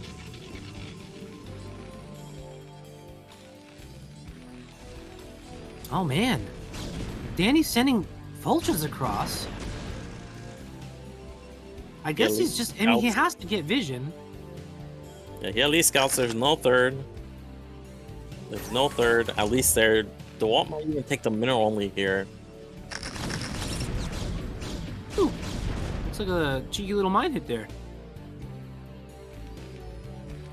But the Walt's position is fantastic here. We have the third going to be set up. Dandy's still only on 2 factories. He has a lot of gas backed up from the fact that he always had 3, and somehow this turret ranges that observer. But I mean, Dandy is going to have a tough time now because the wall can just sit outside of his front with a couple of Reavers, shell anything that tries to move out. And he's taking a third behind us. Probably going to get a Citadel. Already has the 2 Reavers, and this is when it starts getting difficult for Terran. Like, what are Dandy's options here? Is he going to go for a timing, or is he going to go for a third command center? We see the armory, so that makes me think maybe he's going to go for... Nope, just going to go for a timing. But again, with already having those 2 Reavers in place, the wall's going to have so much time. He's going to be able to buy himself with these 2 Reavers and the shuttle. And all he needs to do is get a scout in to confirm the factory count. There's a starport, armory, and whatnot. And then he'll be able to respond accordingly. That upgrade, though, still not spending on the armory there, so... That's definitely, if that never gets started, kind of an interesting choice. Here we go, though. 4 factories, 5.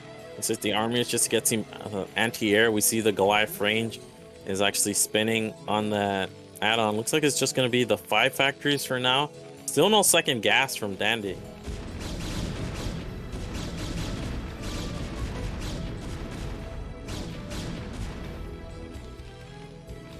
Man, the tank out is getting quite significant.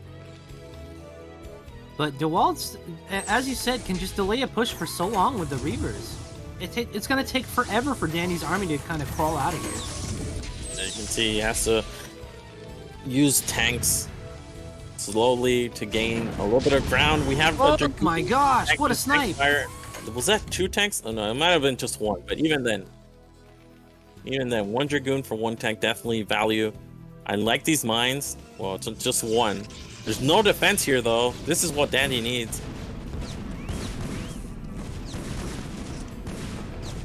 This is a lot of economic damage done. Something like 7, 8, 9 probes getting killed. Just 3 vultures. 1 even gets away.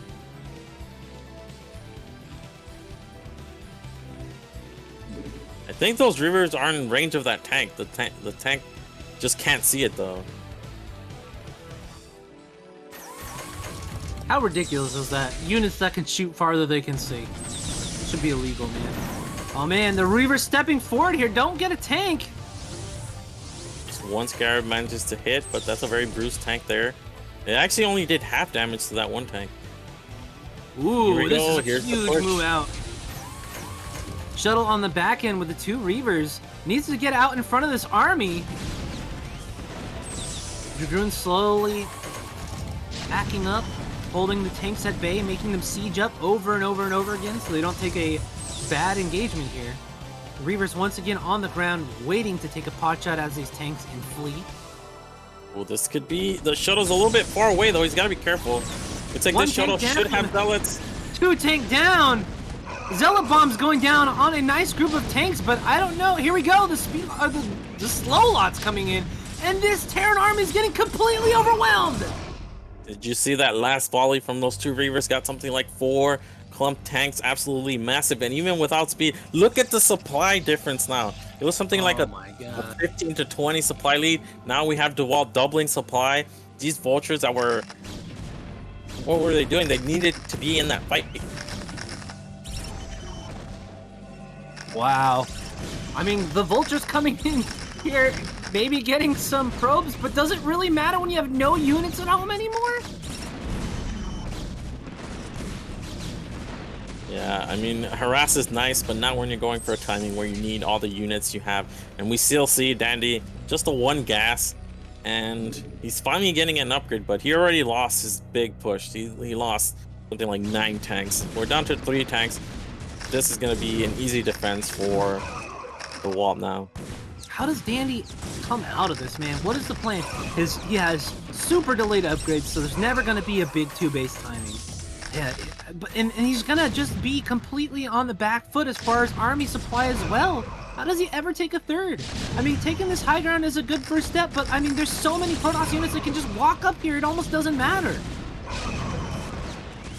You can see just so many Dragoons. As long as they're spread out like this, you minimize the tank splash. And this Reaver still being microed, you can see the tanks just easily get picked off.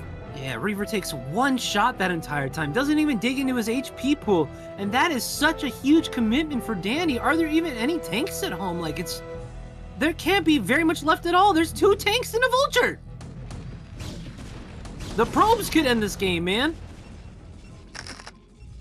Well, just marching across the map, he's breaching the natural. And just with pure Dragoon, there's just no way for Dandy to hold on for that much longer. We have a couple tanks being rallied out, but that's it. That's a GG from Dandy, and very nice reaction by DeWalt. That swift cancel on the Nexus, going up to 3-gate odds, and the quick shuttle follow-up, just too strong. Well, what a commanding game. I hope that Terra and Nyokin have been working out. Ultra too, because, man, the crushing weight of the rest of the Protoss roster is going to fall on their shoulders now. And this is a whole lot of Protoss, man. You've got DeWalt to go through. You finished DeWalt. You still have Boneth and Dragon and Tech. This is going to be insane, man. This is... I mean, that's a huge win there for Team Protoss. Yeah, I mean, I think we all talked about how we thought DeWalt was going to be the favorite there. But man, was that a clean execution. That did not look like an even game at all. I mean, it all goes down to that instant reaction to cancel a Nexus and go 3-gate ops. Because you can imagine, if DeWalt doesn't cancel that, how hard it is to actually hold that push. Oh yeah. So that Dragoon poking in, losing only shields, seeing no command center, changed the game completely. And even with that, it was still kind of hard to hold the push. He had to stay on his high ground. I thought maybe he would actually fight that in open field, but definitely not the right call. He only had 4 Dragoons and then 7, but it was still a tough hold. But once he did hold, he had just more probes, and then he had SCVs, even 1 base versus 1 base. And then the quick Reaver. I mean, that's just fantastic play. Really did a lot with the Reavers. He didn't lose a Reaver until the big fight, which is very important. That's a really solid point about him, not going for his natural expansion. Like, as you saw, he still lost a really significant amount of units at the top of that ramp. Like, Dandy was very close to breaking through and getting up into that main base there. But just due to the fact that he threw down those 3 gates instead, his production was able to catch up to the army size of Dandy, and he was able to overcome. Like it was spectacularly well played. I cannot believe like he almost went for that natural expansion, and that would have been a game changer. But now here it is. The momentum's in the Protoss' hands. They still have one of their big guns out on the field, ready to get taken out. And now we gotta see who are they sending out next.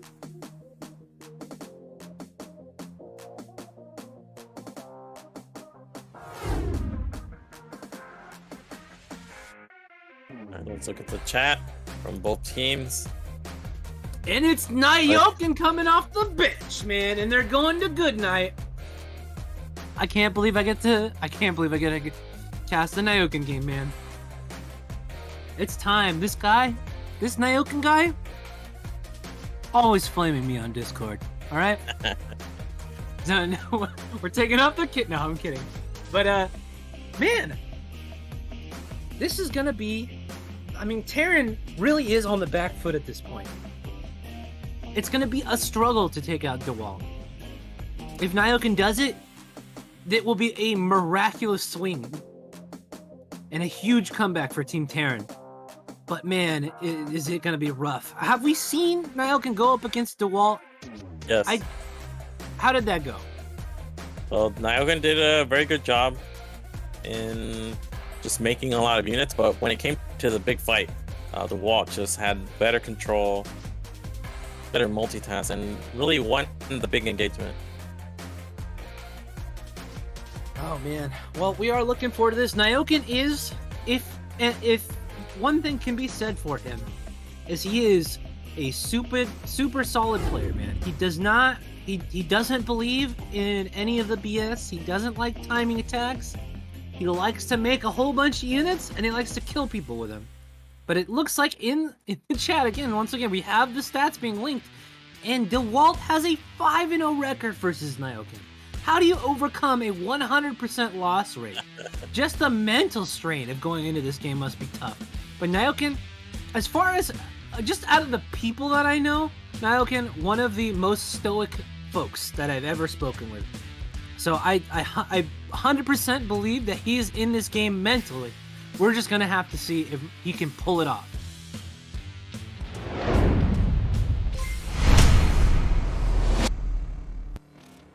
Alrighty, guys. In the top right-hand corresponding as a blue Terran, we have my man, Nyokin. And in the bottom right, we have Dawid. I quickly looked up their history, and yeah, it's 5-0, but one of these is like years ago in a Have At You where Dawid won 2-0, and the last three are actually in the race championships where Dawid has played Nyokin 3 times and won all of them. But these games are landslides. They're pretty competitive, so I'm excited to see what Nyokin can break out here. I know he's a big fan of this map. Good night. Yeah, it is really hard to hold a bunch of best of ones against someone as well. Of course, in Have At You was a best of 3, but even still, not a huge sample size. It certainly looks dire when you see the numbers, but Nyokin is no slouch, a great player for sure. The question is can he overcome Shuttleman? Dawid is so good with the control, and it's just, is he going to be able to take good fights? Because we know that he's going to make the units. Oh man. I don't think Nyokin's going to shut this down. I think it's just completely getting away with it. Yeah, there we go. There's the gas. Now, is Nyokin going to scout him first? If he can scout him first, he has the opportunity to go for that bunker rush. Now, I haven't seen a lot of Nyokin against 12 next. I'm not sure how his control is with the SCVs and Marines, because that's one of the hardest things as Terran to do. I sometimes ladder as Terran and I see a 12 next, I'm like, okay, this is what you do. You get your Marines, you send out the SCVs, but then all of a sudden my SCVs are glitching my Marines. It's all to right top of them as well, and I can't do anything. And then if you don't successfully bunker rush, the game's just over. So let's see what Nyokin decides to do and how good his control is. Luckily for him. Yeah, luckily for him, he does see it first. But look at SCV's heading home. He doesn't even want to try. This is a confidence play, man. See, what is this SCV doing? Turning around. I don't believe this is for the rescout, but DeWalt's got a probe on that low ground. He is making sure that he's not getting bunkered. Are we going to creep it forward? Looks like the Marine is heading out onto the map. Well, LTV's not going into main. We're not getting vision for a drill. How many Marines are we making? It's like non-stop Marine production. This is definitely going to be a pull.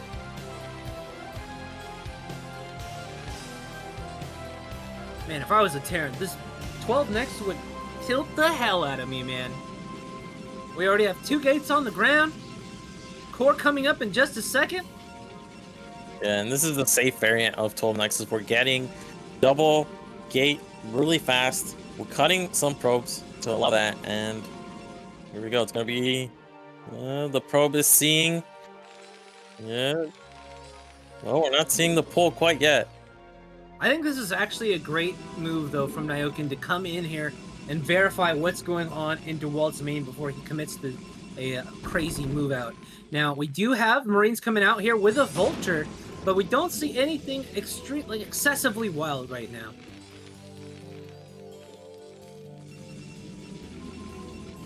Okay, Oh, I so like we have this! Field battery, we have double Zealot. So I think Nyokin scouted everything. He saw how many probes there were. He knows DeWalt cut a lot of probes.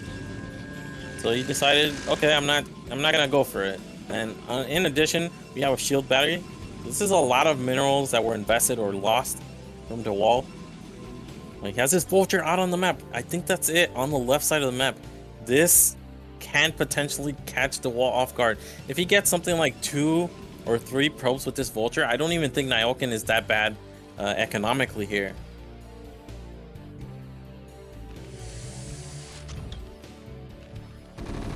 All right, Nyokin sees the push coming in, retreats to his bunker. We have a Vulture now coming in here, trying to hold the gate a little bit here against this Protoss army. We don't want to let the units up into the main, though, but in the meantime, DeWalt doesn't even see the Vulture. Looks like it's gonna get 2 probes, but I mean, this one Dragoon is gonna get picked off pretty easily. It's only 1 Dragoon, 1 Zealot. The Zealot is a real threat. It has more DPS. It can kill more SCVs. Oh, it's on the high ground too, so that's a lot of missed shots from these Marines. Oh, this is such a frustrating position to have these units in here. Factory is cranking away, though. If we don't take critical damage, having, you know, a tank come out or something like that should be able to end this pretty quickly. And, dude, Nyokin's control has been out of control. I think he's only lost Marines here. I don't think that there's been any kills on the SCVs yet. I think he maybe lost 1, maybe gonna lose the second one. It looks like he pulls that weak one away. Very good control so far. He's got to repair this tank, though. Okay, so he's on top of that. And there's something at the natural, though, from DeWalt. It's a couple of ranged goons. Oh, he's got to be careful. This bunker is very low. Here comes the repair. We need another SCV. Oh, it's so close. Oh, this is critical. Okay, 3 Dragoons now. We have 2 tanks. It looks like Nyokin is just waiting for his siege mode to complete. He's got to minimize the damage he takes here. A second tank now coming down to the low ground to try and hold this off. But we can't lose a single tank. If these Dragoons get in a good position, they can just hop on this tank and just kill him in 2 shots. Siege mode still not complete. He's waiting. He doesn't want to overextend himself with these tanks, but he's taking a lot of fire on these SCVs. Looks like there's the pull finally. Siege mode is done. Oh my gosh, the tank on the ramp gets killed. This was massive. Yeah, now it's gonna be a lot harder to secure this expansion. He does have 1 tank very far away, though. He doesn't want to siege this one and leave it exposed. But the wall's gonna hightail it out of here and only lose 1 extra Dragoon here. But in the meantime, you can see he's been ramping up his probe production, and even though he lost a couple to that 1 Vulture, he more than made up for it with breaking down that bunker and then running by. Well, in the meantime, looking to prepare a 3rd base already. Nyokin did a commendable job there, but that bunker going down was such a huge blow. Had that not, he would have had another tank right now. He would have been able to been mining for so much longer, having to use so much of his APM just to focus on controlling his SCVs to keep himself from dying. He's lost so much mining time.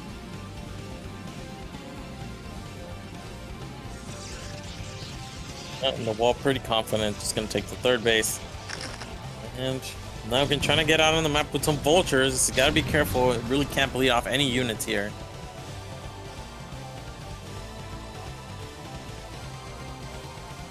Man, you gotta send that vulture to the emergency room, man. That guy's got no HP left. Yeah, we're kind of on top of his repair. Supplies, not terrible, but DeWalt has this faster base. And unsurprisingly, he's gonna go into shuttles.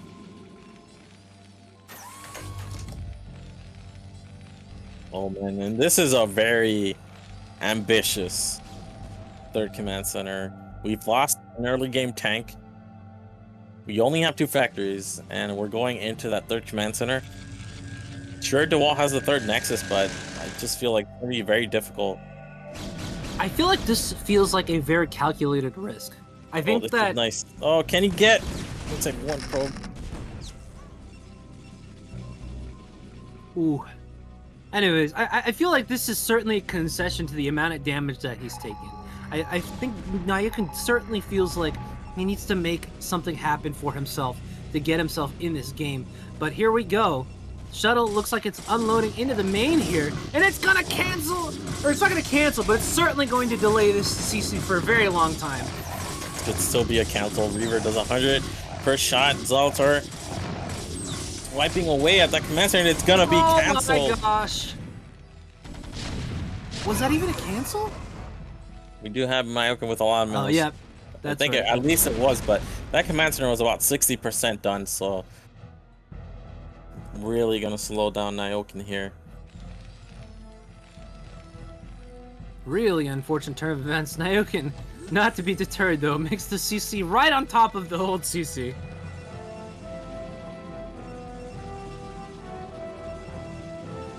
And we have Citadel, Forge from the wall. So this is just going to be Shuttle Man yet again. Looks like we have an open here at the natural. There's actually nothing here. God. Oh, that's a huge scarab already. Right away. Looks like this one's going to go on this tank. Another tank is going to be killed. Even killing an SCV with that. Oh no, this is not looking good for Nayokin, man. DeWalt making everything he wants happen. It certainly looks like a dream start to a game for a Protoss player if I ever saw one. Commendable job so far by Nayokin, but he's just getting a bit outplayed here. DeWalt is just constantly taking small leads, small advantage, and just continuing to snowball himself into a victory. Look at this, we got 4th base now on the way. Nayokin's still just finishing up his 3rd CC now. Yeah, DeWalt seeing that, you should feel confident. This guy's not going to go for timing anytime soon. I've killed a bunch of units. Let me just take more bases, more nexuses out on the map. We have 5 factories from Nayokin, but everything's slow. His 3rd base, his upgrades.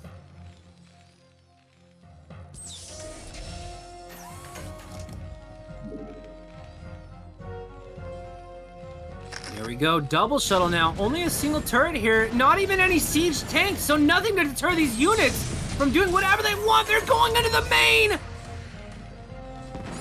The Reaver's right on top of the transferring SCVs. It's a bloodbath. Oh my gosh. Oh, Vulture valiantly sacrificing his life to save that transport. Oh man. And this is so painful. Even without any workers here, you can start focusing down the supply depots and supply block this Terran. It is so difficult for this linear race to just get back in the game after they've been supplied. Look how many of these depots went down. Oh, the shuttle's gonna get taken out by some turrets though. But in the meantime, Dragoon's attacking this 3rd base and there are no units in position to stop it. And Nayokin's focusing on the front. Looks like he is gonna lift and have the SCVs repair. CC's saved for now, but there's just carnage. The the Reaver's still in the main. Looks like it's out of shots though, so he's just chilling. He's hanging out with his buddy Depot over there. Oh, there we go. Oh, okay. Okay. All right, well, things have calmed down for now, but man, DeWalt constantly being able to make things happen in this game. And Nilekins just has to sit back and passively absorb as much of this harassment as possible. And when do you ever get anything done here? Well, I guess the plan here for Nyoken is just to turtle, eventually get a 4th base, because DeWalt right now has an overwhelming economic advantage and an overwhelming army advantage. And it's not like Terran has good upgrades to combat this. Terran is still only on 1-0. I feel like this is definitely an opportunity. Like, this isn't that many tanks. If you can engage from several angles, this can definitely be busted here. Looks like Shuttle Man is making in for another shuttle plan, though. We've got 2 more heading on in the main, and the turret ring has been taken out.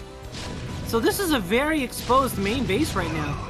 Looks like a couple of units getting a little frisky at the 3rd. I'm not sure if Nyoken's going to be paying attention to his main. Here they go. Oh man, and those recently remade depots, Nyoken just recently got unsupply blocked. Now we have even Storm. Looks like the first one's a bit of a whiff though. Second one is blocked. It's gonna manage This is a lot of units getting hit by those storms. Oh, but the storm at the neutral.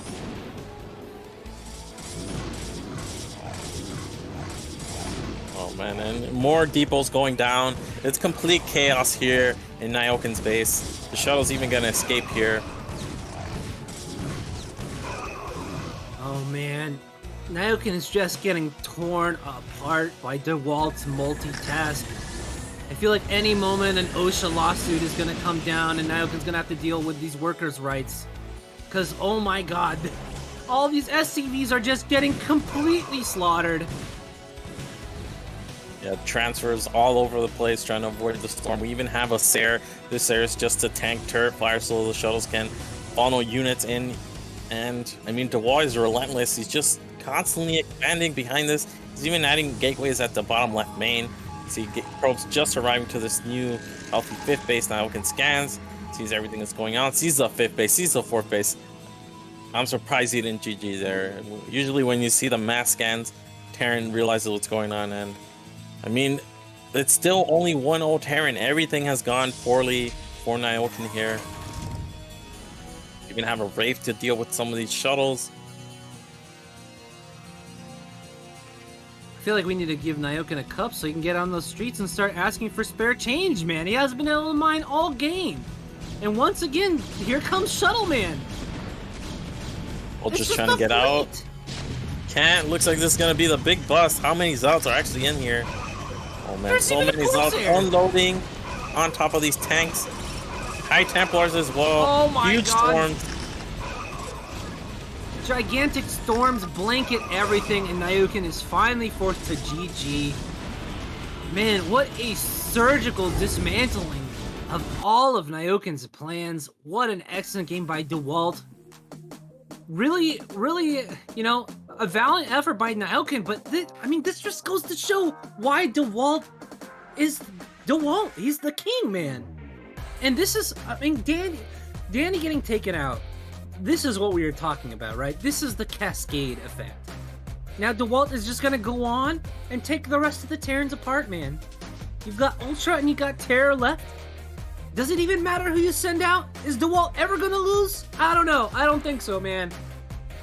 And unfortunate, that bunker going down. I felt like if that bunker stayed up, we would have been going into a very nice, solid macro game. But once that bunker went down, it just slowly started falling apart forward. Yeah, and it is so rough, man. DeWalt's got to be feeling great. He's got to be coming into these next games on a gigantic moral high. Like, when you're DeWalt and you've won games against Nyoken and Dandy in such a convincing manner, like the level of confidence that he's going to experience coming into these potentially last 2 games, has got to be great. And that really affects your performance I'm so worried for Team Terran. But, Sari, who are they sending out, man? They sending out Terra or they sending out Ultra in your mind? Here's the thing. You gotta think. Terra is our best shot for the off kills. Do we save him for last? Or do we send him out now knowing that he has a better shot versus the wall than Ultra does? It's a tough call here. Well, looks like Naokin team captain is sending out Ultra, and they are going to Shakura. So that is going to be the plan. Now, what are Ultra's chances, man? Because DeWalt is just in crazy shape this morning. Yeah, he's been playing fantastically. It's tough to call. I mean, I gotta be honest, man. You ask me on any day, I wouldn't ever put Ultra in the same, on the same level as DeWalt. I think the thing is that in the foreigner scene, there's always a chance, right? Like we saw G5 beat Terror, which is, a very unexpected outcome, but it can happen. The question is this any given Sunday? Or is this just the DeWalt show for forever?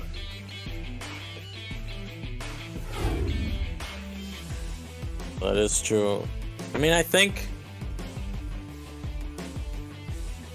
because you want to save Terra for last, you gotta go with Ultra.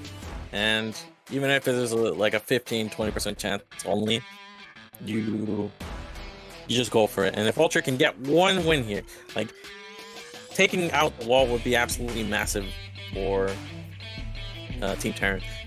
At least they have the map pick, right? That's the only thing. At least they have the map pick. Yeah, that is true. And Shakuros is another base that does have a lot of ramps that can be kind of abused by tanks.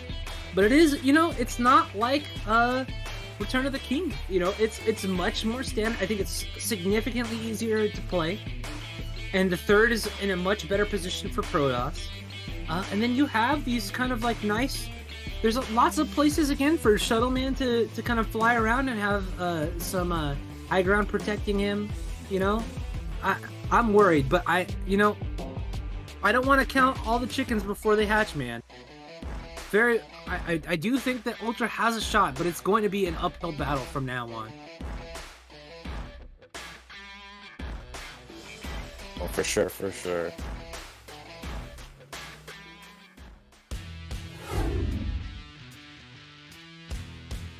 Alrighty, well, we're gonna be heading on over to Shakura's temple. Belly button map indeed. Sounds like we are ready to go, so let's see how this plays out.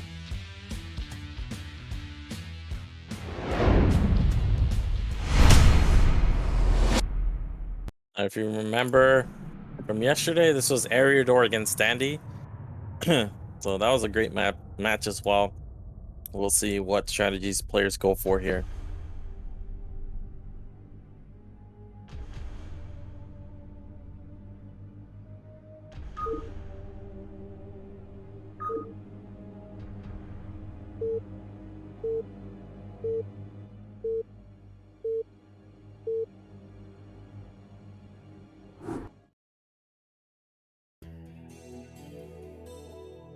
Alright guys, well, welcome to Shakura's temple in the bottom right hand corner. Spawning as the blue Terran, he's got quite the match ahead of him.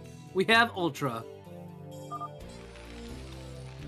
And in the bottom left corner, in the color red, we have the wall, who's just looking to be in top shape.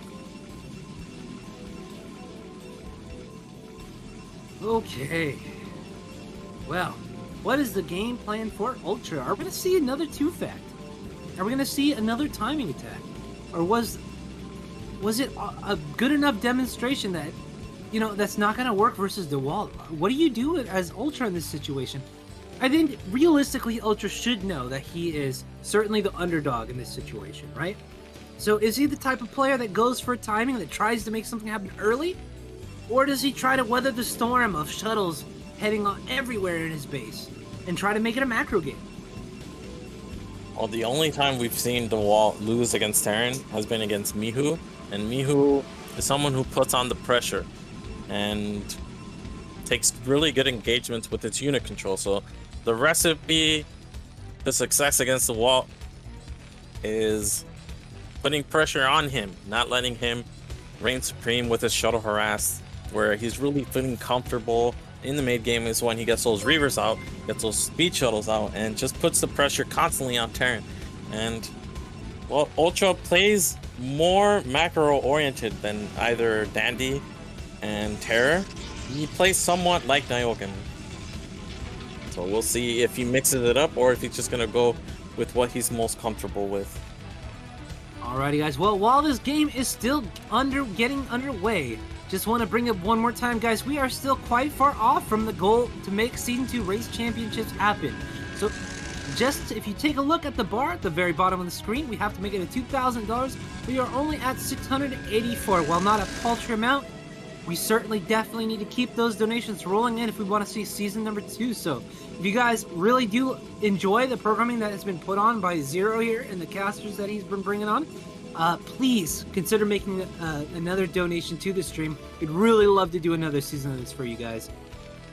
Yeah, if you want to see BSL games featuring the best players, but not necessarily Pro League, in a bit of a lighter settings, some best of ones, some funkier maps, sparkle, please consider making a donation. I mean, where else are we going to see a game like Dandy against Boa? Oh my god, that was so good. That was like going down instantly in the history of like some of the best matches that I've ever played. And Definitely by played, I mean there. watched. It's definitely up there, and yeah, this is just a different format. You know, if after what is it? This is gonna be BSL 15.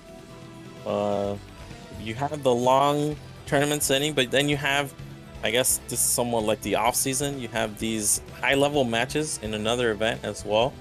I mean, hopefully there's another season because these are very exciting games, and it's good to see the players. Like you have some players here who are making a comeback. We have Nyoken, we have Cryok, and here we have some zealot pressure from the wall. It's only 3 Marines. They gotta get on this ramp. Nice drill, but the drill is too much. Looks like this is gonna get fully into the main. Gets a full scout here at least. Probably gonna retreat. Yeah, SCV a little overshooting the mark there and gets behind the Protoss army, unfortunately. But all things seem to stabilize a little bit. Does get mostly full scout. I mean, like, there could technically be a hidden factory at the very bottom, but, you know, this is great information. I think DeWalt should feel fairly confident that there isn't a second factory coming down or anything like that. Yeah, and in the meantime, now he has 2 Dragoons, 1 Zealot. It's going to be very difficult for Ultra. Forcing the high ground command center. This is already pretty bad for Terran. 1 tank is actually not enough here.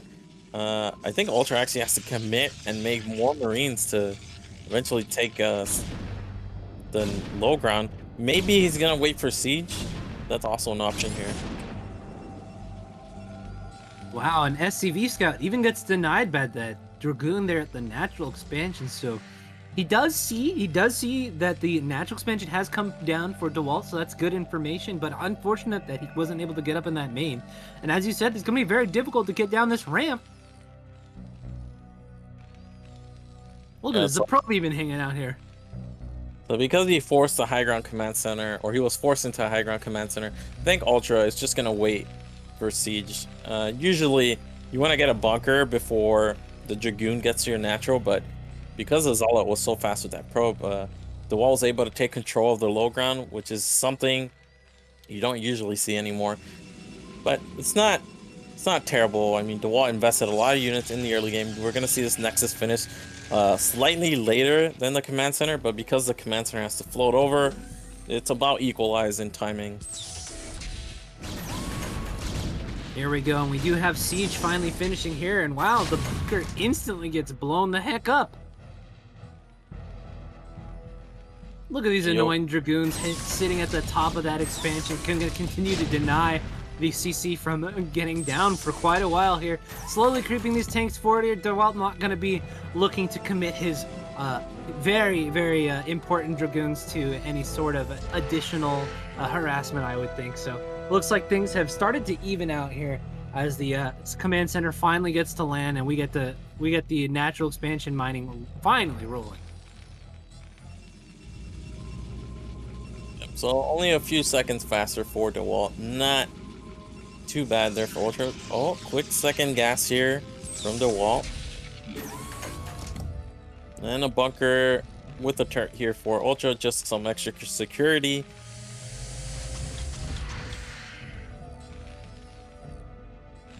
Nice pylon. This is just to spot any incoming drops. So both players just transitioning into the mid game. We have second factory from Ultra. No armory quite yet. Very interesting. Are we seeing the beginnings of a nice 2-base timing attack before upgrades are done, or what are we thinking here? Ultra pulling tanks into the main is definitely suspecting some kind of Reaver follow-up, a depot at the front. Just, I mean, this is, look at this defense from Terran. This is very solid, very hard for us to go for any kind of attack here. And second add-on, so this is definitely looking like a timing attack. So you see the second add-on, you see the second gas, but you don't see an armory. This means Terran is going to be loading up on a lot of early tanks. And there we go.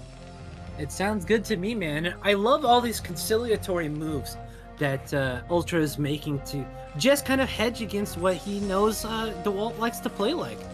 So just as you said, very solid defense, making really smart moves here. Make sure he doesn't take any kind of weird early damage to kind of delay his timing attack and make it so that he can't make it anymore. Looks like we have the OBS trying to get in here. Looks like it will likely see... Oh, no commitment to going in the main quite yet. And we have 6 factories going down. So this is going to be quite a big push here. And DeWalt currently trying to secure a third week. This is going to be quite an eventful couple of minutes coming up here. DeWalt's only on 2 factories. He's actually teching really quickly into Arbiter.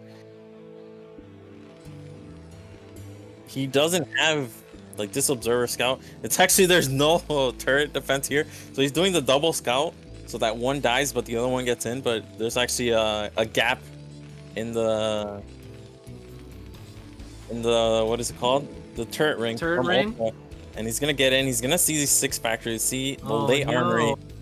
The one thing Ultra doesn't have. Okay, he has the academy now, but he doesn't have scan, so he's not gonna have a lot of energy.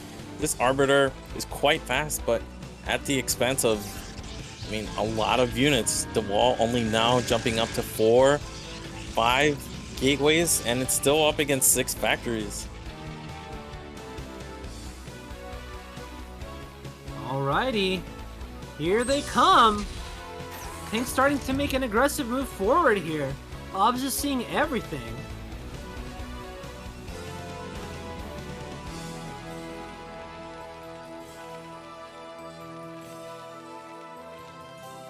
Also, Zero mentioning Ultra recently joined the Patreon, so he's gotten access to the replays and potentially could be studying Mihu to see how to take down the wall. We have some vultures moving out on the other side of the map.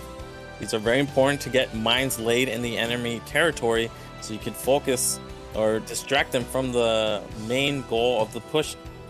Vultures getting behind the Dragoons. They're going to spot this third Nexus is quite late. Again, Ultra doesn't have scan, so he doesn't know exactly what the wall is up to. Alrighty, these vultures get a good kind of idea of the strength of the army right now for DeWalt, but don't get to get in anywhere to see anything else. I mean, at this point, you're fully committed to this push here. Oh my gosh, is that a shuttle? Alright, DeWalt in a very nice spot here. The army can move forward and really slow down this push. We even have DTs on the field here.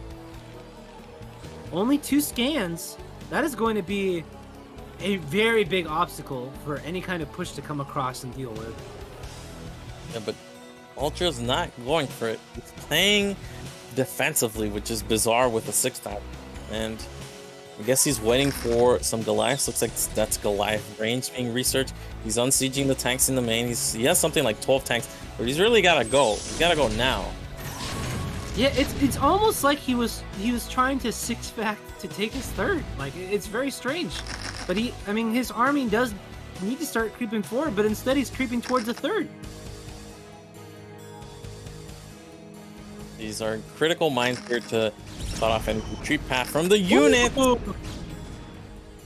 Oh man, I thought that whole army was gonna walk into that gigantic minefield. The nose are there. What is that goon doing? That's our rebel dragoon there. You can't you can tell see- me what to do, Dad. Ultra was actually even supply maybe like a minute ago, but all of a sudden the wall's up 16, and we haven't seen an arbiter yet, but I think that should, if not done, about to complete. Shuttle just barely with the moves saving his own life here. But without shields, it's a bit of a risky proposition to send that guy in again.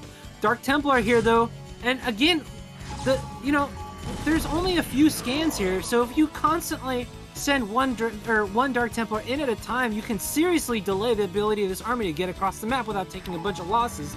DT also coming over here to the third to try and slow down any kind of base that might be going down there. Arbiters on the field as well, so the scans are critically super important, and if you continue to waste them with Dark Templar, how do you ever engage the army? We already have enough energy for stasis. Now, Shakira's Temple has a very short push path, and we are on high ground. There's a DT in the middle of the army. Can it drag a mine?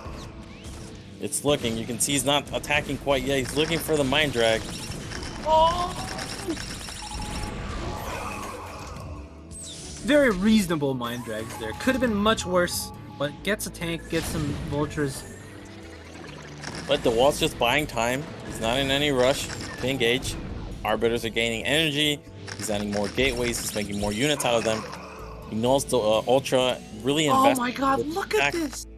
He's escorting the Zealots in with the Arbiter to get more mine drags. Yeah, you That just see is the so one cool. Zealot walked in, and the tank fire killed the Goliath. So very nicely done. He has to be careful. He doesn't want to engage from the low ground. He wants to get a good arc. Ooh, but we're low on scans here.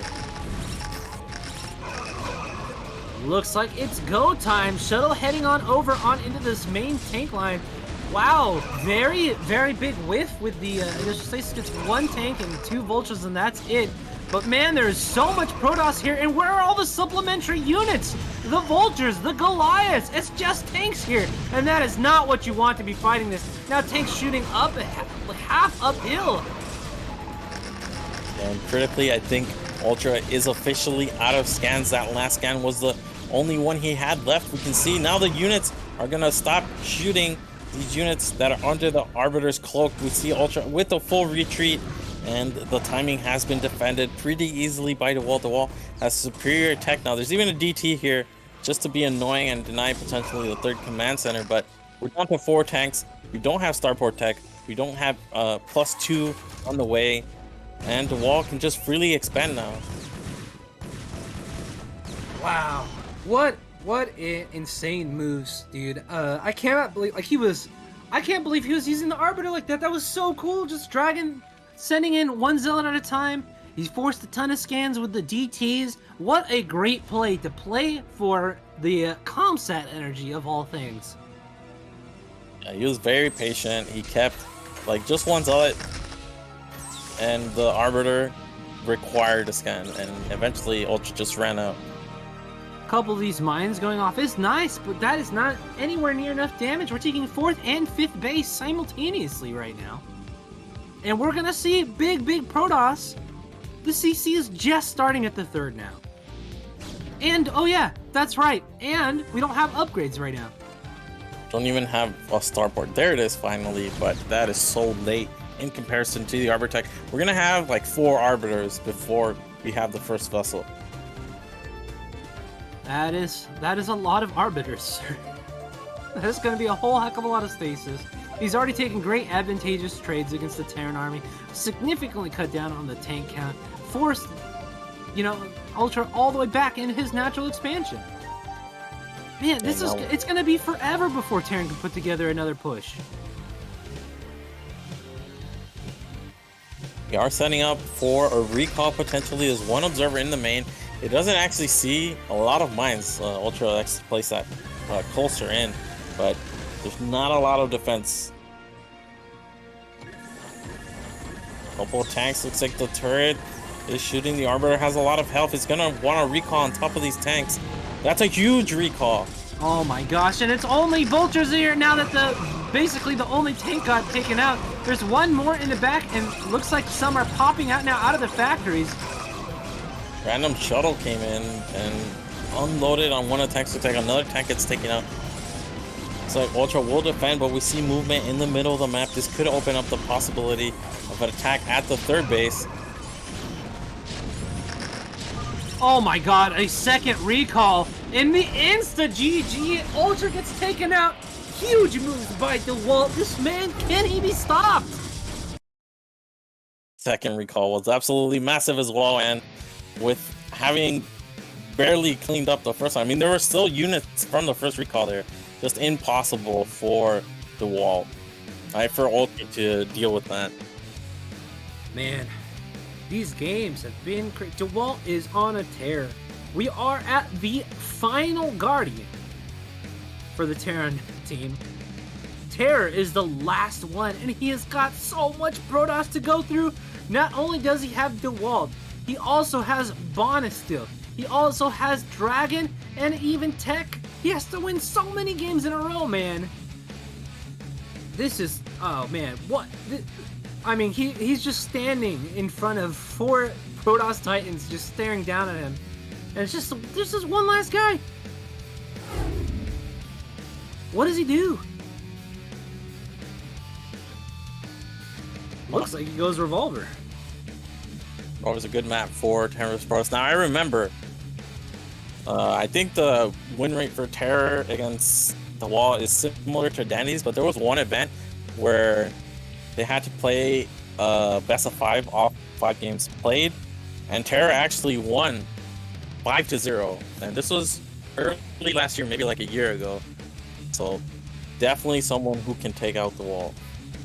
Yeah, I think one thing that Terror does really well, better than every other Terran, is use his small groups of armies proactively to make advantages for himself. I know you said that one of the keys to defeating DeWalt is going to be to pressure him. I certainly think Terra's got the multitest, the APM, the chops to really make that happen. But even if he beats DeWalt, he's still got so many players he's got to make his way through. So he is going to have to play like an actual god to be able to make it through the rest of these Protoss players, man. This is going to be so scary. We might even run out of room on the scorecard to put his name. And as you can see, this is the last chance for Team Terran, and they're saving the best for last. But if, say, somehow Terra were to go through, look at the players, like you said, he has to go after the wall. It's not going to be an easy challenge for Terra, but it is all best of 1. We can still see it happen, and I'm excited. When you're backed up against a wall, we're going to see the very best out of Terra here. Yeah, Terra is one of those players too that really, when he's under the gun, man, he still plays like a champion. You know, he's been BSL champ a few times now, I believe. He is just a world stage quality player, man. So I cannot wait to see how he performs versus DeWalt. I really hope we get to see more games after this, man. I really want Terra to at least take a couple of these Protosses out, because they got way too many points on the board. Alrighty, guys. Well, it sounds like we have our game ready to go. Let's head on over to Revolver. Here we go.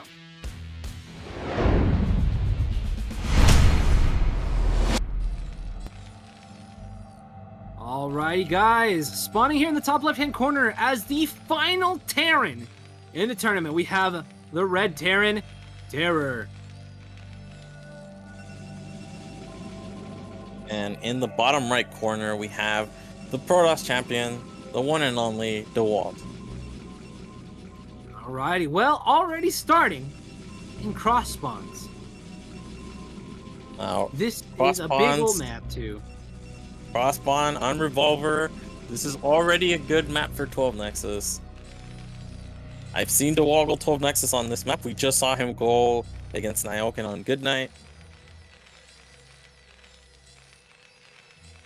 definitely would not be surprised. Now, Terra, on the other hand, I mean, you'd never see 14 Command Center. Terra might actually pull it off here. Dude, how sick would that be? All right, let's look. Everything pretty standard. We're gonna see proxy gate. We don't see forward gate. We actually are gonna see gateway first from Dawid, though. I think DeWalt knows that the cards are really stacked against Terror, right? So I think he just plays this game out as safe as he can, puts the onus on Terror to win 4 games in a row. And I think I just think that's the winning strategy. I mean, Terror is in such a immensely difficult position to be in right now. And no gas from Dawid. Those could be gateway expand. He's just checking the middle. Maybe expecting some kind of 8 racks, knowing that this is a very common 12 Nexus map. We see gas from Terra.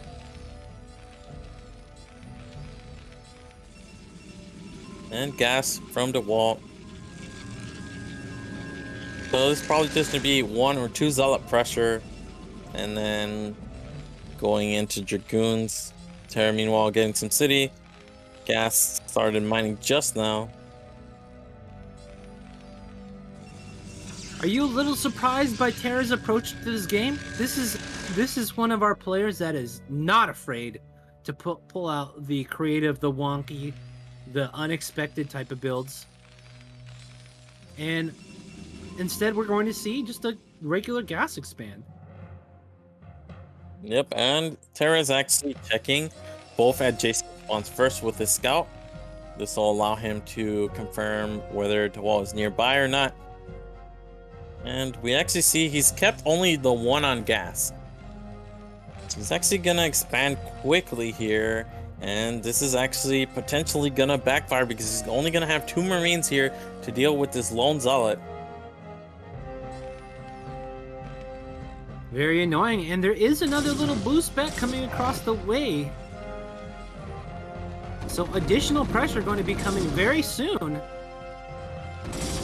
This all comes down to the micro so far. Only taking a couple hits on 1 Marine. Looks like somehow that range of the Zealot was able to get that Marine. Looks like the Zealot is still pretty healthy though. Oh, but he does get surrounded. Overall, excellent control. We still don't have a bunker though. What's here at the natural expansion?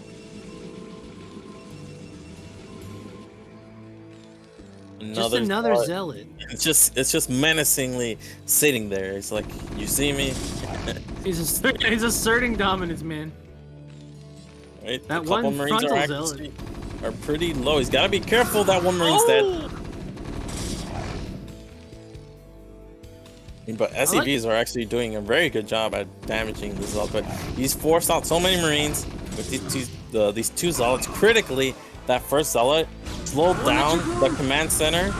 Oh, the Dragoon gets 2 kills and is going to be able to run by into the main base. This Dragoon is a sniper here. Oh my god. But the SCV control is great. Pushes the Dragoon out, and now a 2nd Marine has made it into that bunker. Wow, I thought that was going to be a lot more problematic than it was. Still, fantastic job with that 1 Dragoon, just getting in there. And this is a super fast Stargate from Dawid.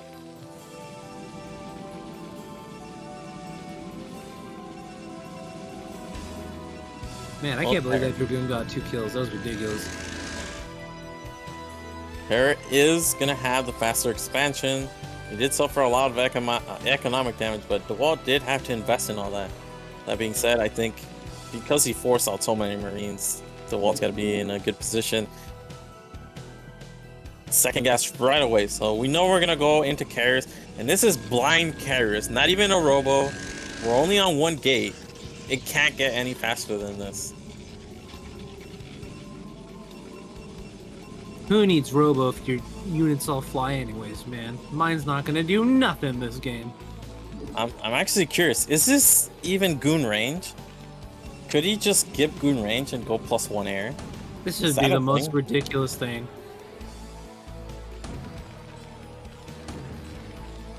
Oh, Dawid don't want to take any health on these Dragoons. Looks like only took shields. He's gonna full retreat here. What is Terra's plan actually, though? I mean, these carriers are so fast. I can't believe that's +1. That's not even goon range, man. Wait, it's a stare. What? Okay, I know what this is. This is a scouting stare. Oh, right. He needs to make sure the Zerg isn't making Hydralisks for the front. Right. I know this matchup now. This is familiar to me. Doesn't this scouting Sayer though give away the game a little bit? Doesn't this mean that as soon as you see this, you get your armory and you make the Goliaths, right? Like, this isn't StarCraft 2 where hallucination is just a normal thing to get. Well, we see double add-on spinning. Well, this is definitely going to be a quick attack here from Terror. But what can do? I mean, what is he actually going to have? He has rangeless goons. He has one gate. He's gonna have cannons. Importantly, he'll have 3 Marines to shoot up in the air. Oh my god, he's just going right now. It's a race to the natural expansion. And this is definitely the correct call. You know, Protoss has invested in Stargate. Probably going into carriers. We're seeing cannons. I'm loving it. This is one of the map features. Like, this wouldn't work on most maps, but because you're natural, it's actually on a high ground. Revolver actually can potentially let you get away with this. Like, Terra is always going to have to fight up a high ground. Looks like Terra is actually going to retreat here. What is that there? Is that a third command center? So he's going to go into mass economy here. I like it. If he can get this third down and get his Goliaths pumping right away, you know, this could be pretty okay. He hasn't invested so heavily into tanks that, like, he doesn't have, you know, he doesn't have the supply up or anything like that. He's gonna start his Goliath production, basically the same time that the carriers are starting to get on the map. Well, even being sneaky with this probe, absolutely so ridiculous. The thing is, we already have 2 carriers out, right? And there's gonna be carrier 3 and 4. There isn't gonna be any ground support. I mean, the goons don't have range. That's the thing. That's true. Usually when you go carriers, you want to mix a ground army like Dragoons because they do fantastically against Goliaths. You can't just go pure carrier, but the wall is saying, I can do it. Just watch me, dude. I think Terra's going to be a little bit caught off guard that they're already 2 carriers. This is super fast.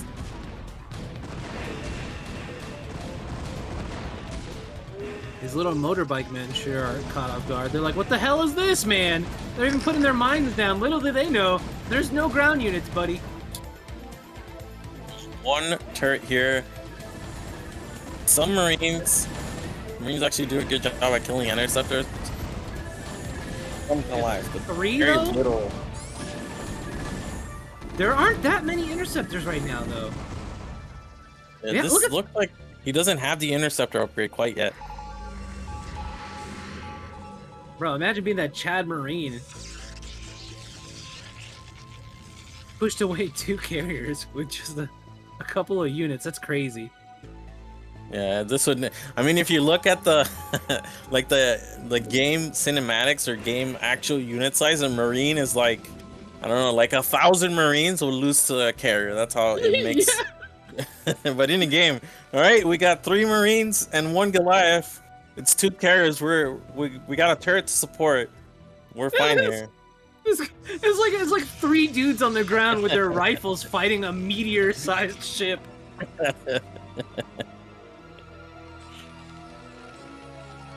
Well, Turret has established his 3rd base, and this 3rd gas is going to be an absolute boon for his economy here. His gas production desperately needs it, and he's going into upgrades, which is also what you need against carriers. The one thing I'm worried about It's already 4, and 4 is when it starts to get scary. 4, you can actually engage units, and 5 and 6 are already on the way. We don't have +1 quite yet, and I think +2 is about to be complete for air. That's how fast the +1 was. Yeah, that's so insane. And the thing too is +2 for Terran is actually super important when it comes to fighting against carriers, because your Goliaths really don't do enough damage to completely kill interceptors, so they run back to the carrier and get repaired before they're able to die. So without that +2 upgrade versus these carriers, they're not going to be able to really make much of a dent into the number of interceptors. And so these carriers are going to be extremely durable, going to do a really fantastic job trading essentially for free against the Goliaths for a while. You see what Terra's doing though? He's making a second starport. Look at this smart man. He's making the third starport. How many? He's gonna go into race. He just has to buy time. Where you get something like 10 race out. Then he can hunt observers. He knows the wall can't have that many observers, right? He skipped Robo altogether. I think he only has 2. So I like this play. It's a double-edged sword though. But because he doesn't have fast upgrades, look at that. That's +2 already done. We're not even at 12 minutes. You know what I would like to see? I would love for Marines to continue to be produced at this point right now. I'm not even like, you know what I mean? Just having that additional anti-air to make sure that your plan can come to fruition is really what it's all about. We just had a huge tip there, $20 from Jay-Z. Let's just call it that. From the actual Jay-Z. If it was the actual Jay-Z, the billionaire, I'm a little surprised he tips a little, but I mean, yeah, we thanks. complain. We complain. We're at 700 thanks to that tip, and one Vulture gets in. It's gonna kill his Probe and Scout before Nexus. What? The wall. I see something even going to bottom left. It's just gonna play like. Okay, he's scouting because Terran could definitely hide in expansion when you're going carriers this fast. We even have 3 Corsairs now. 1 Corsair he made earlier to scout, but now he has 3. So he's definitely suspecting the potential of a Wraith switch. And as we saw in Sparkle, Corsairs do a fantastic job against Wraiths. And unlike Sparkle, these Wraiths aren't going to be that well upgraded. Yeah, unfortunately, no +3 armor for these Wraiths. But the Goliath count is at least a reasonable number. Oh my gosh, we already have D-Web. That is so annoying. We have D-Web, we have +2 attack. I mean, these carriers are just so cost efficient. You can see the Goliaths, they can't even engage them. They just have to go try to kill interceptors. And now, all of a sudden, I mean, there's a lot of observers with this army. Now I'm thinking all these Wraiths that are going to be invested in, they're not even going to be that effective. Yeah, I mean, it's almost an empty investment. I mean, it's really unfortunate that this is the case, but DeWalt really hedging his bet here on the carriers. This is awesome. And in the meantime, he is just going to continue to eat up the map. And if you think, okay, these Wraiths are going to get in, they're going to kill these observers, you know how long it takes to scan and kill 5 or 6 observers that are constantly patrolling behind these carriers when there's Wraiths? It can even be just hard to click on them and everything's are stuck together. I mean, you're going to see, it's going to be complete chaos. Wraith fire, trying to get these tiny units through these interceptors, and a lot of Corsairs as well. Basically impossible, but Terror, I mean, he must have something like 15 Wraiths now. And we do have +3 already done with +1 plating as well. Terror is only on 2-0. I wonder if he's investing in Wraith air upgrades, because otherwise these carriers are going to be basically immortal. There they are. They're coming in from the flank. 2 obs go down, but man, look at how bruised up those Corsairs or those Wraiths already are. 3 Corsairs just tearing these guys a new one. Oh, now man, the Wraiths just killing interceptors at this point, man. And the D-Web on the ground, neutralizing the Goliath threat. What are the? There are 5 Goliaths left. 4 Goliaths left. I mean, the Three, double cybernetic core, these are such strong carriers now. We're up to 9 here. We even have shield upgrades. Oh my gosh. Man, this Wraith play was such a mistake. I mean, the Wraith is not terrible if you can catch Protoss off guard, but the wall definitely suspected it was a possibility because he has. Look how many observers are near his carriers, just constantly. Even if Terra got like 4 of them, there's still 2 left over.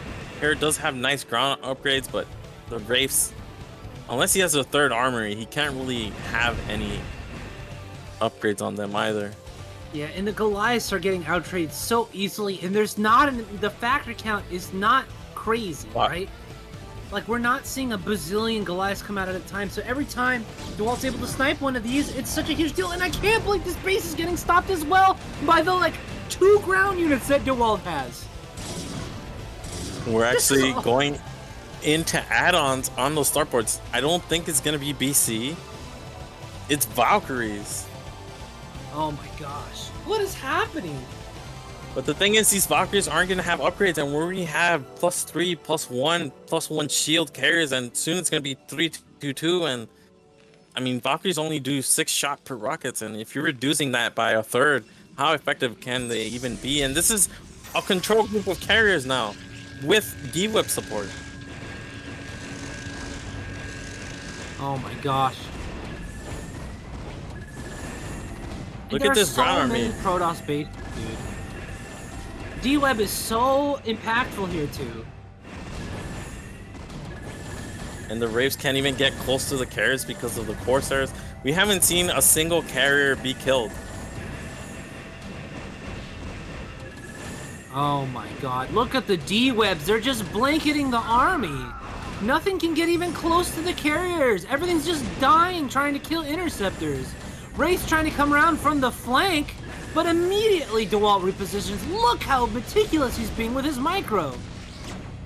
Even that one canning helping support, helping detect against the Wraith. Oh Looks my like God. one carrier finally gets taken down, but Terra was at 180 supply like 20 seconds ago, and now all of a sudden he just doesn't have anything. There's the GG, and Protoss wins. Walt just murders everyone. Can't say it's super surprising, but man, what a commanding set of games. There's a reason why he's considered to be absolutely at the pinnacle of the foreign scene, man. Crazy! We had only 2 Protosses die this game. We had Boa go down, we had Cork go down, but look at how strong these Protosses are. Guys, I think we need to come together as a community, figure out a way to beat these guys, because this is ridiculous. Protoss, the entire tournament, all of Race Championships, super dominant. Bonneth and Dawid coming out pretty much every day, slaughtering the Zergs and Terrans. Man, what a crazy set of games, and dang, did Dawid make it look easy in the end. Yeah, I think the wall now gonna finish this season of Race Championships with an overall record of something like 20 wins to 1 loss.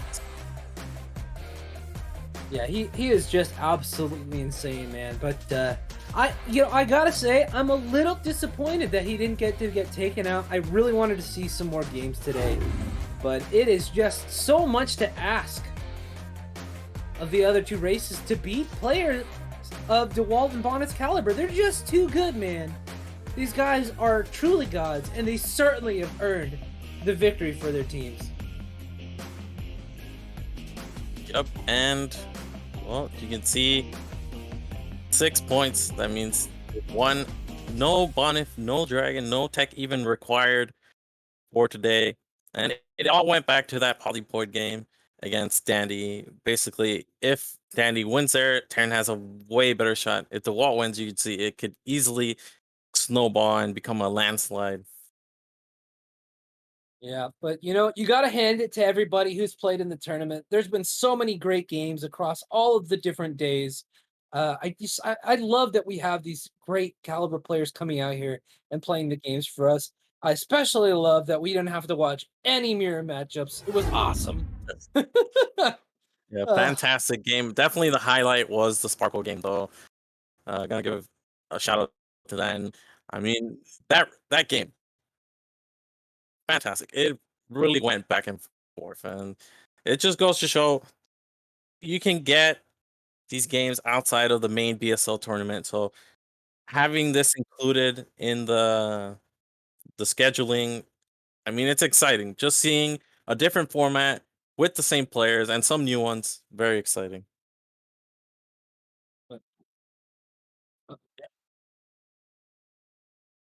Alrighty, guys. Well, we're gonna hand it over to Mr. Bombastic himself. Here comes Zero.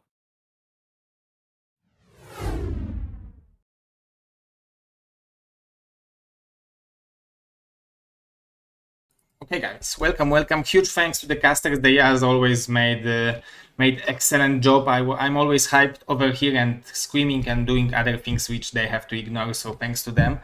I wanted to say that we didn't meet the goal, and that's not the best. But I will talk to the players and just simply try to figure it out. What kind of if it's possible that they will agree to play for a smaller amount of prize pool.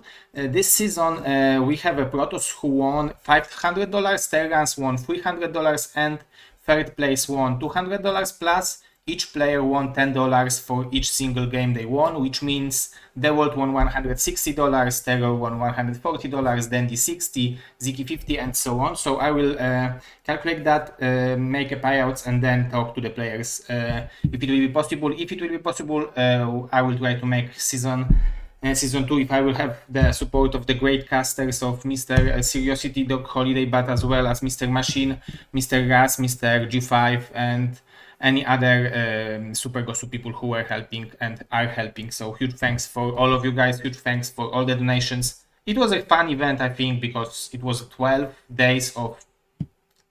For me, it was very exciting. So I would definitely be up for running that again. But huge thanks, everyone. Yeah, I think this is it, but definitely worth of following our casters, Mr. Dog Holiday and Curiosity, as well as Twitch and Trovo of BSL, as well as YouTube, Patreon, and other stuff. But those I will say when I will be streaming alone. So thank you guys very much, and I will hand you over to our professional casters. Bye bye. Alrighty, well, that was Zero, man, and we really appreciate you guys all being here. I can't believe we're hitting numbers like 200 on the Trovo. It is definitely a new platform. I think a lot of people are not used to coming over here, so we really appreciate all the support. I hope you guys enjoyed the casts that everyone's been putting on. The games were just spectacular. I can't believe I got the privilege to help cast with Seriosity that spectacular game on Sparkle. I'm really extremely excited to have Zero put in the effort to try to make a season 2 happen as well, guys. We still it is the end of the stream, but if you want to make a donation, it's still open. We're still taking them. So, but thank you to everyone who's made this possible and all the donations and the Patreons and everything like that.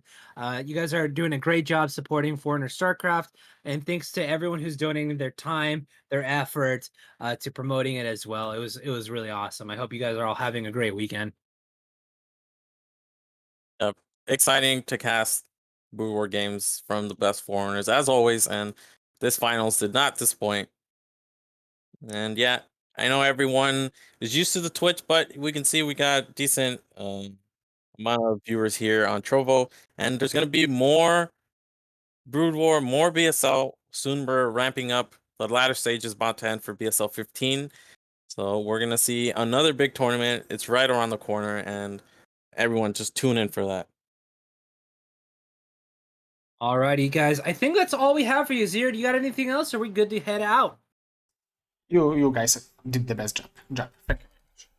Alrighty, guys. Well, that is going to be it for us this weekend. Thank you all so much for tuning in. We all love you very much, and stay safe out there. Have a good one. See you guys next time.